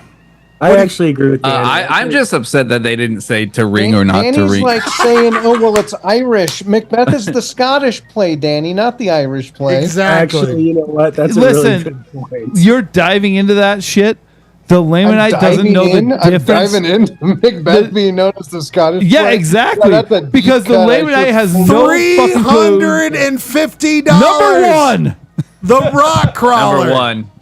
Yeah, number one. Number You one. can buy 3 The Rock Crawlers for 1 Macbeth. All right, the Rock. There's so much comic potential with the Rock Crawler. You love as we said. You love the freedom of the open road, the wind in your hair, the sun in your skin, the vast openness of the road. You're the king of the highway when you're this cool. CB is the only language you understand. By the way, I don't think a lot of people understand CB, but I want, again, gentlemen, I don't know if we've ever talked about this. I would like to do. CB a big Jeep thing? I think I would like to get a CB radio, Danny, that we just like connect. I mean, we did that with dude. Back in the day when I lived in Rose Park, Rob got me and Colin radios. But if we got a CB radio, we just connect to the. Oh yeah, okay, we should do that. Anyway, this is the only language you understand. 10-4, Roger, catch you on the flip flop. Ryan, do we not give the Oscar for best content? Yeah, I say put it as number one. No! And we deal with the fallout. No, that thing's a piece of shit. Are you serious? Anyone else? Number one. I'm gonna put it at 8. Whoa. It's my vote. I'm gonna put it at 8 because it's not a Scottish thing, and like it, I mean, it's just a little $350. I feel like price should be considered in like gentlemen. Wait! I didn't get to chime in on the cockroller. Oh wait, that's a different. That's a different rating. Yeah, I want to hear her pleasure. Vicky's take on the cockroller. Oh, babe, I got a flat tonight. Sorry, can't do it. What sizes does it come in? By the way, I thought it would be rubber, and they say truck tire, engraving in black, no coat. I don't know that. Silver tan or armor. It's not rubber. It is. It's rock. I still think Roswell's worse than this one.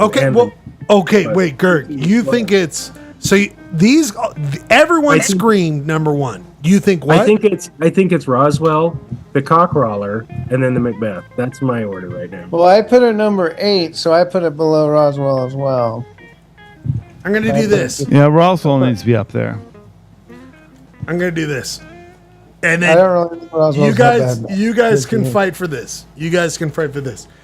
This next one, the Golem, $420. Ryan Bradford, stop getting excited. Stop getting excited. I know you love weed. Shit. Oh, shit. I know, marijuana. Oh, dude. shit. Marijuana. I know you love it. Ryan, not to say you have a split personality, but you definitely have two sides to you, and people don't always know they're gonna get.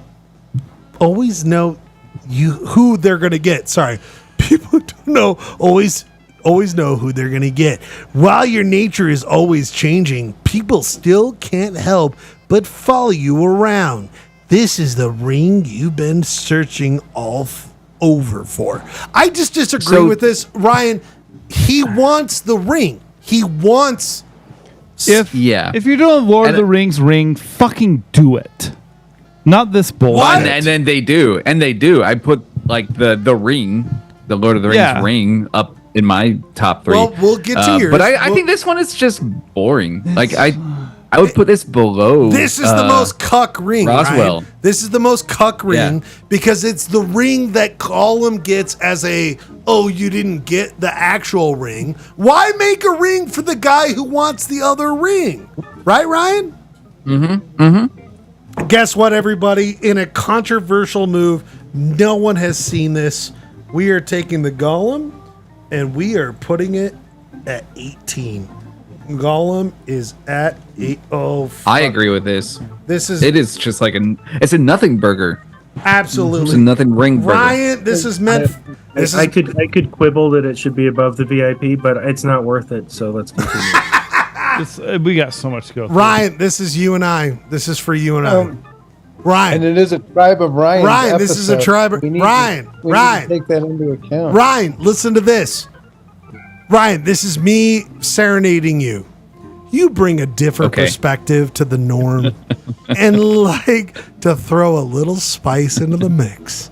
Equal parts smooth and bold.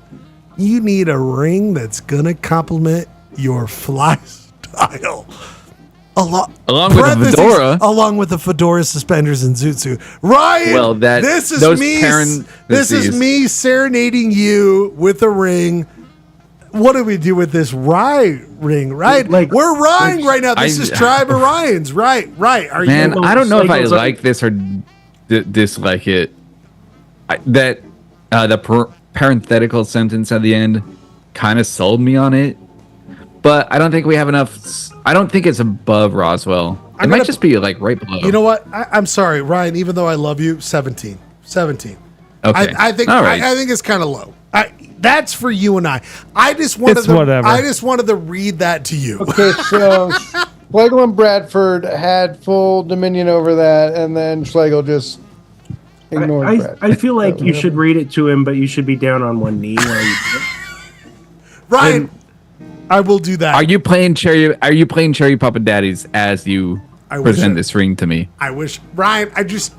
The rye is for you and I. When we eventually get married, we will present that to each other. Gentlemen, Okay, the good. next one is this: the prohibition. Some of us need to be the responsible ones out in these streets, and if this means putting an end to the shenanigans and tomfoolery, you will take on that task. You strive for order, discipline, and the doing the noble thing. You need a ring that tells people, quote, no funny business around me, end quote. By the way, the prohibition, total photo of a guy holding a drink of booze. You know what is the most unoffensive ring out of the bunch? But he's holding holding whiskey, but it's the prohibition. It's probably the one that I would actually maybe wear. Shut the fuck up. I'm with Gurky on it. It's not an offensive ring. Like I don't know that I'd wear it on my right hand though, like that guy is. That's kind of You guys are sick fuckers. That's 18. It's a solid Prohibition. 18. He's holding alcohol. Ryan, can I get some defense here? So, well, Schlegel, it's clearly like the gangster era, the speakeasy. You're at a speakeasy drinking. You get it? Don't you get it, Schlegel? You're drinking. You had to know the password to get into this funeral. Sorry, I parlor just had the moment I was at their store and I was like, the prohibition is when people don't drink, and the guy goes, it's not for that. It's when you make the choice to get a drink. It's when you're ready to break the When law you're to ready. drink because When you're you're that much ready of a to be rebel. a part of prohibition. Jeremy has made me feel otherwise. Gentlemen, where would we put prohibition? 18, very bottom. No. 18's the Golem. No, move Golem's everything boring. up. I think this the one name at least brings it has down a something. notch. I'd wear it, but I'd stick it around. Is the 10. prohibition worse than the Rye, the VIP, or the DJ? I think it's the least offensive one so far. Yeah, it's the best one so far. So you're Yeah, saying it's probably true. So what number are you guys? What do we got? What do we got above Roswell? It's 19. Can we bump something down? Yeah, we could bump something. Dude, fucking take the Macbeth out. Like, ooh, put it in place of the Macbeth. Oh, just a second. I thought the top was the worst. Yeah, I'm confused now. What are we So doing? you're saying this is the worst one we've seen so far? Yeah, we're putting the prohibition as. Yeah, I think I'm very I think confused. Ryan's You guys wrong. don't I think Ryan. I think 14th. Do you think the prohibition is Okay, hold on. I'm so confused. Is the bottom the worst or the top the worst? No, what we No, want. we're not doing worst or best. We're doing something that Schlegel requires at least 3 kind of ambiguous paragraphs to describe. No, I've DJ already said was this. above this. Let's start. It seemed Gentlemen, like everyone's like, we should put prohibition at 18, and suddenly we just put it at 3. I have no idea what's let's say happening. this: boring is what we fight against. So boring is at the bottom. So put it at 15. Okay. But it's the DJ is still like way more offensive on many levels. So you I think when we ranked the DJ, we thought lower was worse. So we should Yeah, I think DJ needs to be up higher. So again, gentlemen, Ryan, why did you pick 18 and not 10? Ryan, I saw so many rings I wanted to talk about. You saw so many rings you wanted to talk about. I was Okay. like, I can't. I'm sorry, Ryan. I had to do all of them because here's the thing: boring is at the bottom. Because we could figure it out right now. I think we have 10 contenders. No. Except the Joker is not on there. No. Ryan. Okay. You guys, I also wanted the group to tell me what you think otherwise. I think that the boring is at the bottom, but then at the top, it is what you would feel like what the dumbest thing they have to offer is number 1.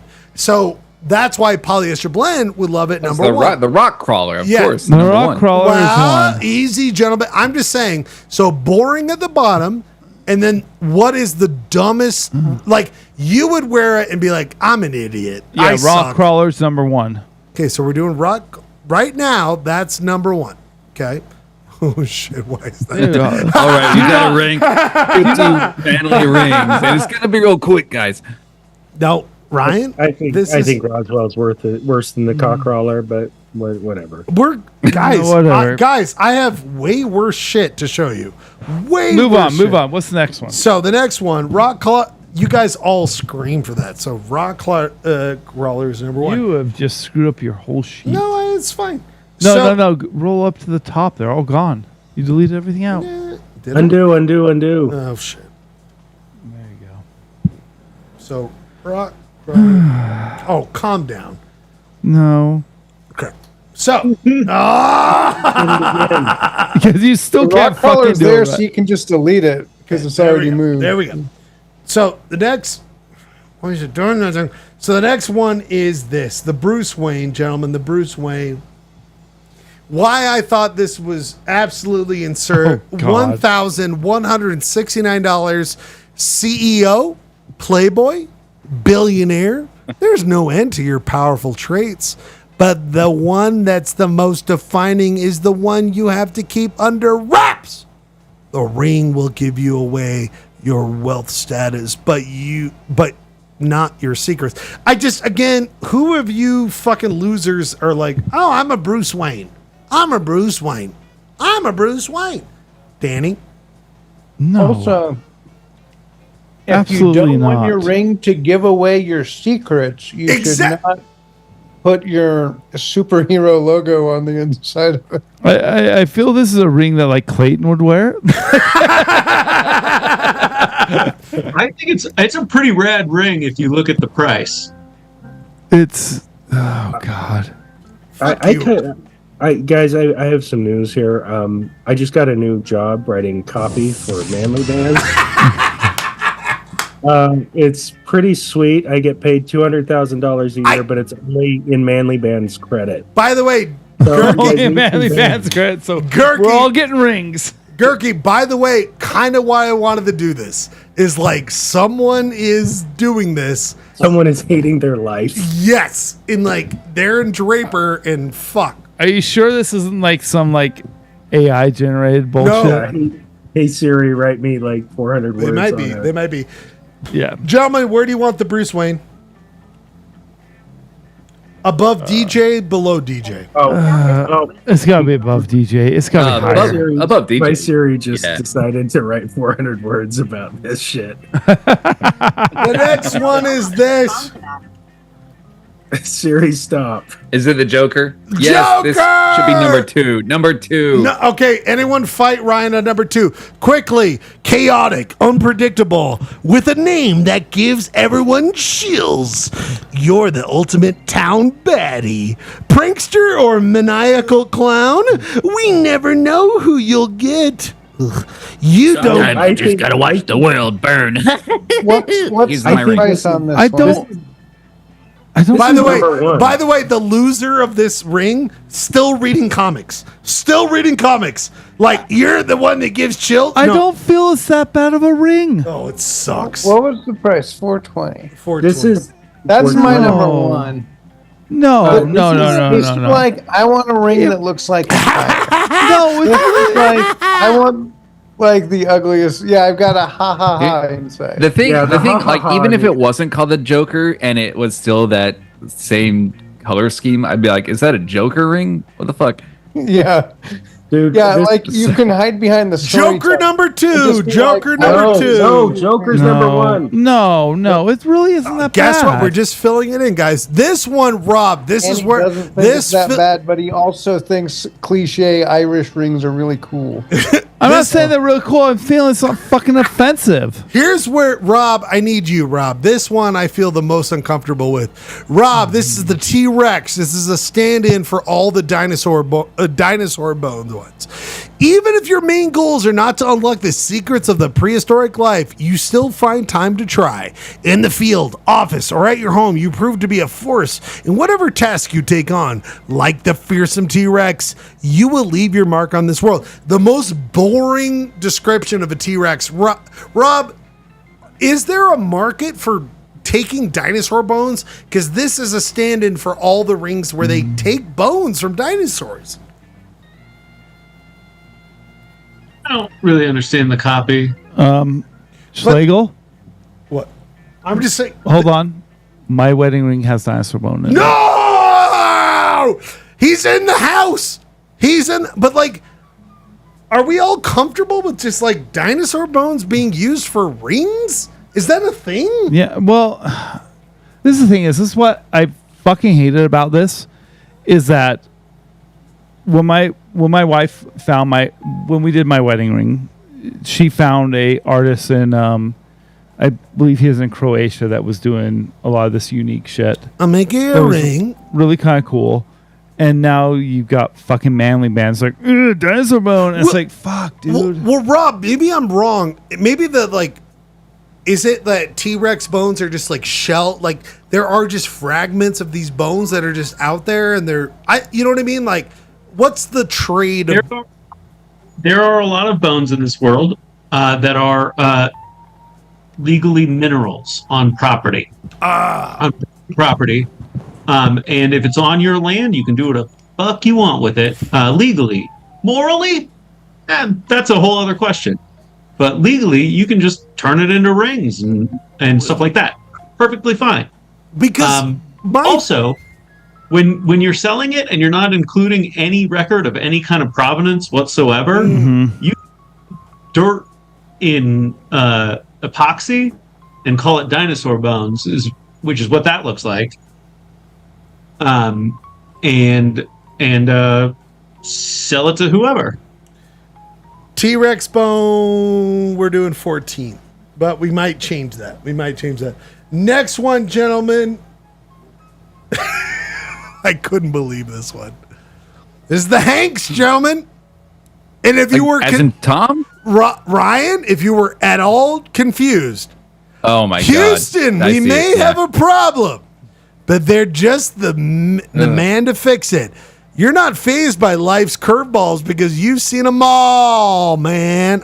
Is that a Tom Hanks? That's like. Is that like a League of Their Own? Yeah, maybe? I don't know. Whether it's saving a buddy you left behind or finding you're stranded and left to your own devices, you persevere.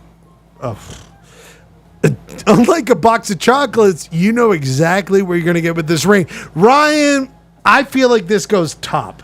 I feel like this is really above the rock, the cock crawler. The description's shit, but it's not bad. I think it's a 3. Okay. I just for dumbness. I'm good with 3. I'm done. It just I groaned real hard at the Hanks. Now, Ryan, do you think Tom Hanks? What's the Hanks? It's Tom Hanks. It's 100% Tom Hanks.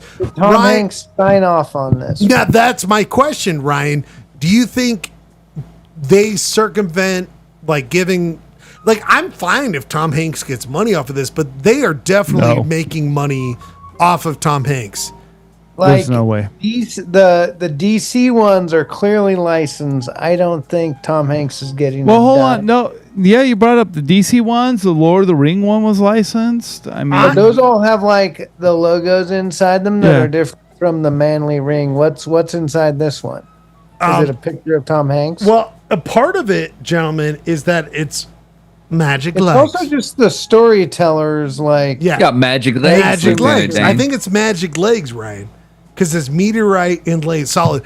Ryan, my why I have this high is that it's insanely stupid that they never asked Tom Hanks to approve this, but they're using Tom Hanks' appeal to get this, and it's right. Yeah. Can we send an email to Mr. Hanks?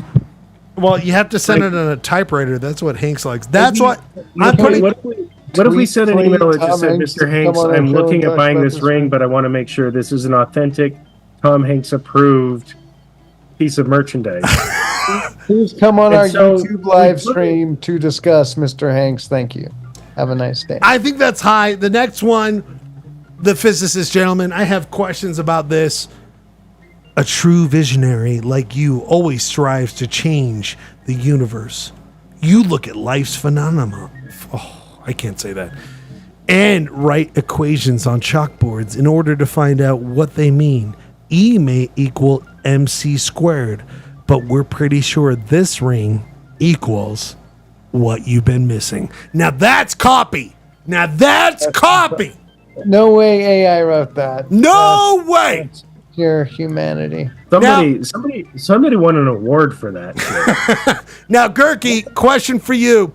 Yes, sir. Will any physicist or scientist ever wear a manly bands while discovering something that changes humanity? Like Stephen Hawking, maybe like on his... He's dead, but like any physicist, anyone who will discover something that will change the world, I need it for the ranking here. Will you think any physicist?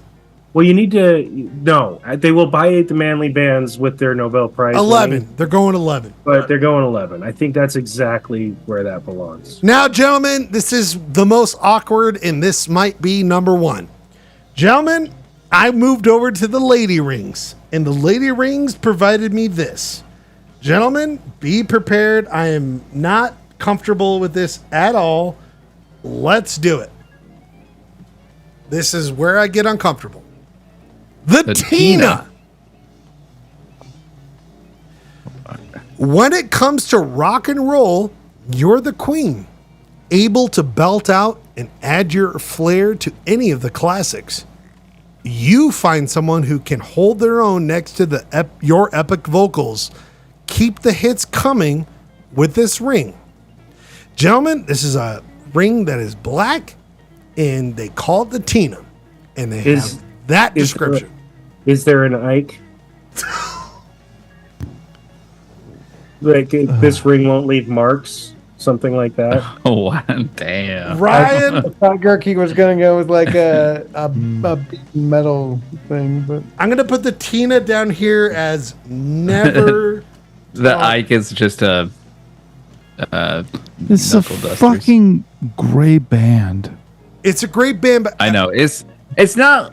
I mean, I see where you're going. It's so Schlegel, that's offensive, number Ryan. one. I think it's, but I think it's just too innocuous. I don't know. It's like whatever. Right. It's just like it's a dumb, boring ring. I'm putting it down at never talk about. It's down in the hellscape. The next one is this, gentleman.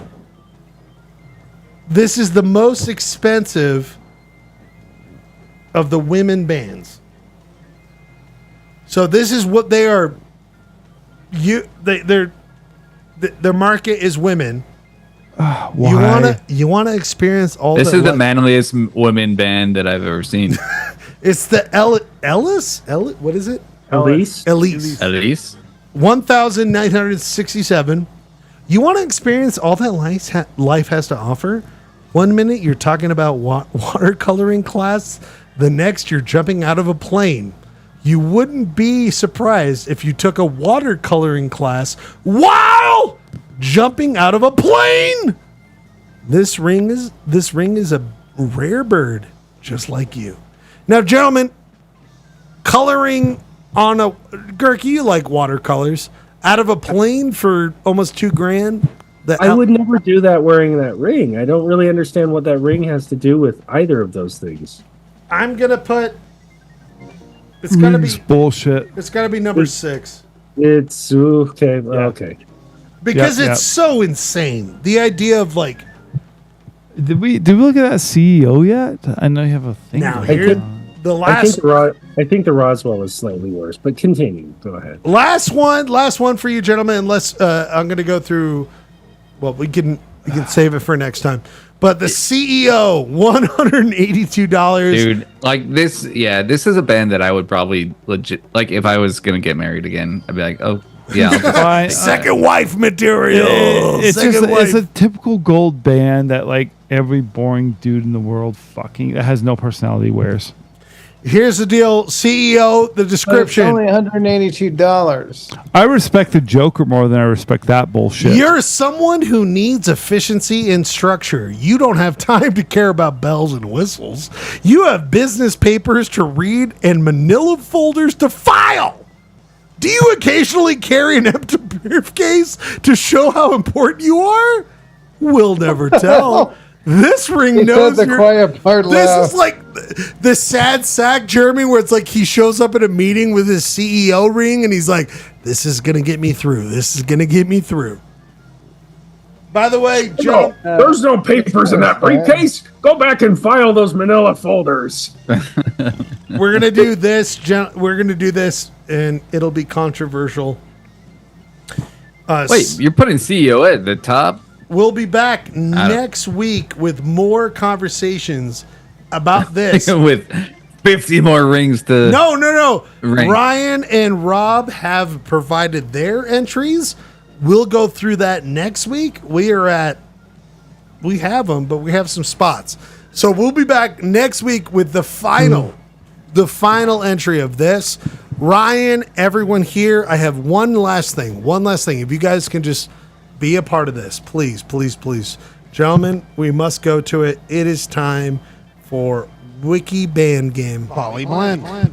Wiki Band Game. Ryan, you're number one.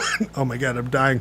Ryan, you're number one. You're number one on this list, and that's fine. We'll take that. But after that, who wants to play? Danny, you want to play? I'm game. Okay. Jeremy, you want to play? Sure. Rob, do you want to play? Nah. Okay. Kirky, you want to play? Do I look like I have a pulse? Yeah, let's do it. Okay, we got him right there. Who else? Here. We got that. Okay, so we're doing Ryan Bradford. We're doing the wonderful Danny. Yep. Then we're doing Jeremy. So, and then we're doing Kirky. Okay, so 4 people. We got 4. Ryan, you're number 1. Let's see where it goes. Oh, Ryan, you're number 1. So you got to go. As everyone should remember, this game is played by the person who gets the question right. They keep going with points. If they lose, the other person keeps up with points. So you want to be the one keep answering the right questions because you keep gaining points. Ryan, you're number 1. Ryan, this week I have a theme. It's based on what we saw earlier. The Stanley Cup was awarded. It's a Canadian hockey game. Ryan, this is the first band. You have the opportunity to get 1 point right now. What is this band?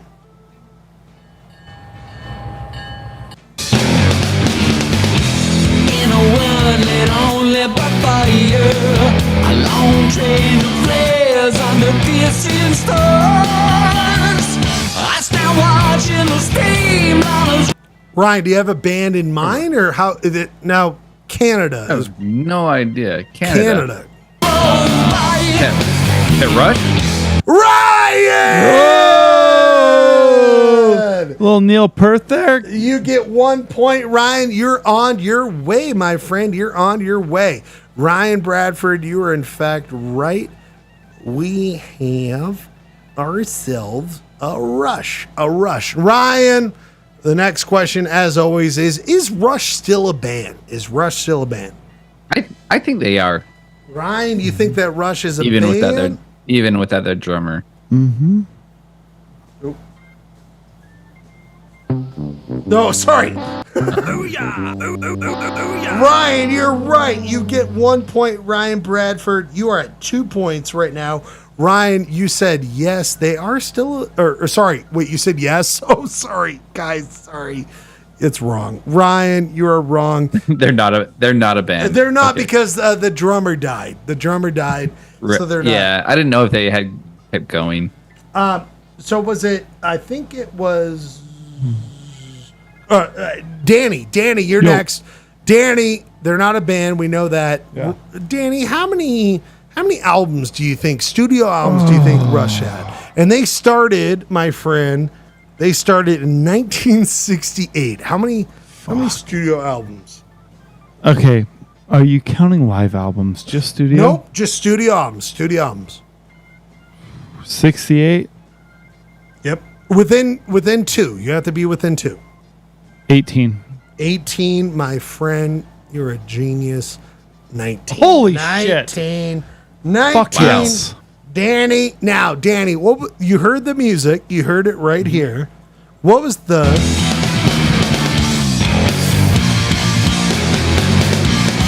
the last year Rush put out an album? What was the last year? Ooh. When did the drummer die? Just a couple of years ago. Last year they put... within 2. You have to be within 2. 2018. 2018. Oh, no.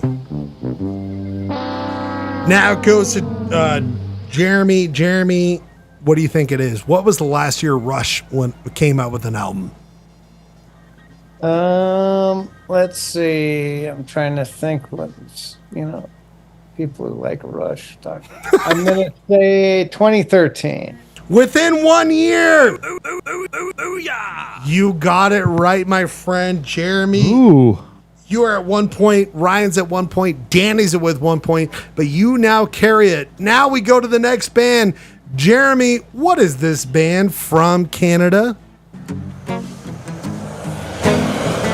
Remedy, we only got one night, something to prove, nothing to lose. Now, you don't know that, Jeremy? I don't know why you don't know that. I'm going to guess that sounds like Bare Naked Ladies. Are you kidding me? Jeremy, you got it right. Way to go. Well, I'm thinking Canada. Yep. And I'm like, who else are we going to be sitting with but the Bare Naked Ladies? Way to go. That was some tepid, mediocre pop shit. That's what I expect from the Bare Naked Ladies. Jeremy, are they still a band or not a band? I'm gonna say yes. I know, Stephen Page has been gone or whatever. You are right, my friend. Whatever that guy's name is. You're up to 3 points. You're up to 3 points to keep it going. Jeremy, how many studio albums do the Bare Naked Ladies have? And they started in 1988. Yeah, they've been around a while.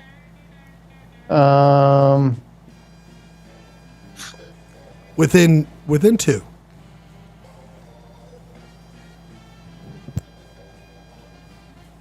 Let's say 14. Nailed it right on, Jeremy. You were at 4.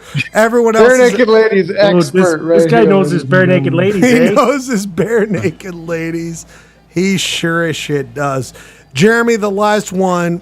If you keep it going, you keep getting points. Last year, the Bare Naked Ladies came out with an album, and you heard it. I feel like that's the song off of that album. I feel like I heard an interview with them on the show Q, which is a Canadian show. I love that show. Love that show. Radio, yeah. And it was pretty recent. I don't think it was. It might have been this year, but I guess I might as well say 2023 because if it was this year, that still counts. Nailed it! You are at 5, Jeremy, kicking everyone's asses. Keep going, Jeremy. The next band is this. Tell me what this band is.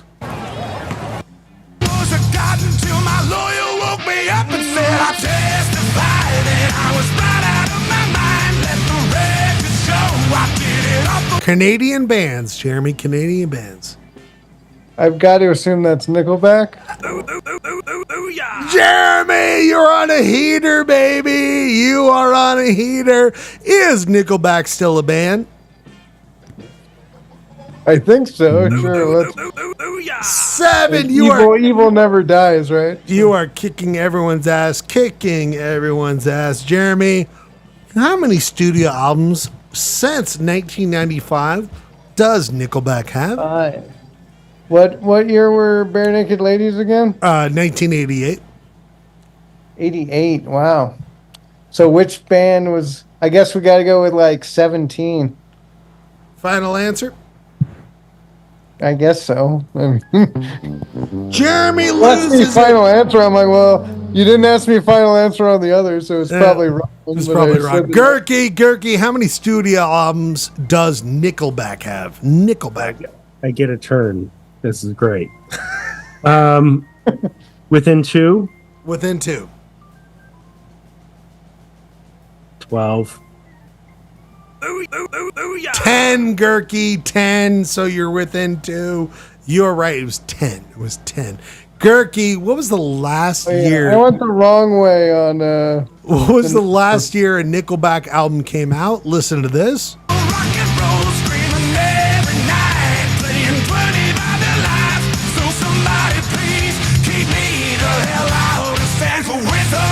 Now, what year did that come out? Within 2. And within 2. So let's go 2021. Gurky! Hey, you are nailed it again, my friend. It was 2022. I know my Nickelback. Last one, and Gurky, this is on you. This is on you. Worth 7 points. Whoa. With 7 points. Gurky, these are all Canadian bands. Which one is from Alberta for 7 points? Oh, dang.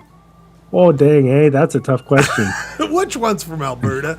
Gurky, 7 points. Well, how many provinces? If you could name all the Canadian provinces, point for each one. Can I jump on that one? Now I know how Clayton feels when. I think I'm going to go with Rush. You say Rush is from Alberta. Yeah. Wrong! Back to Ryan Bradford for 7 points. Rush is off the table. Ryan, Bare Naked Ladies, Nickelback for all the marbles. Which one's from Alberta? Ooh. I'm going to say Bare Naked. Bare Naked. Jeremy, you're this week's winner of Wikipedia Band Game. I actually know that Bare Naked Ladies is from Ontario. Yep. I don't know the other, but I could have gotten it based on Rush being eliminated that it was Nickelback. By the way, we have, gentlemen, gone through an entire night of Polyester Blend. Can't believe it. We've had so much fun.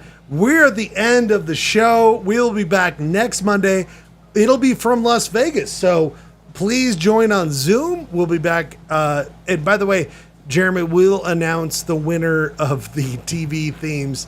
I was waiting for Clayton for you. Is voting still open? Still open, baby. If you can get voters, it's still still campaign. Open. Still open. I will just say really quickly, Danny. Yep. Husky Boy the show. Husky Boy the show. Thank you.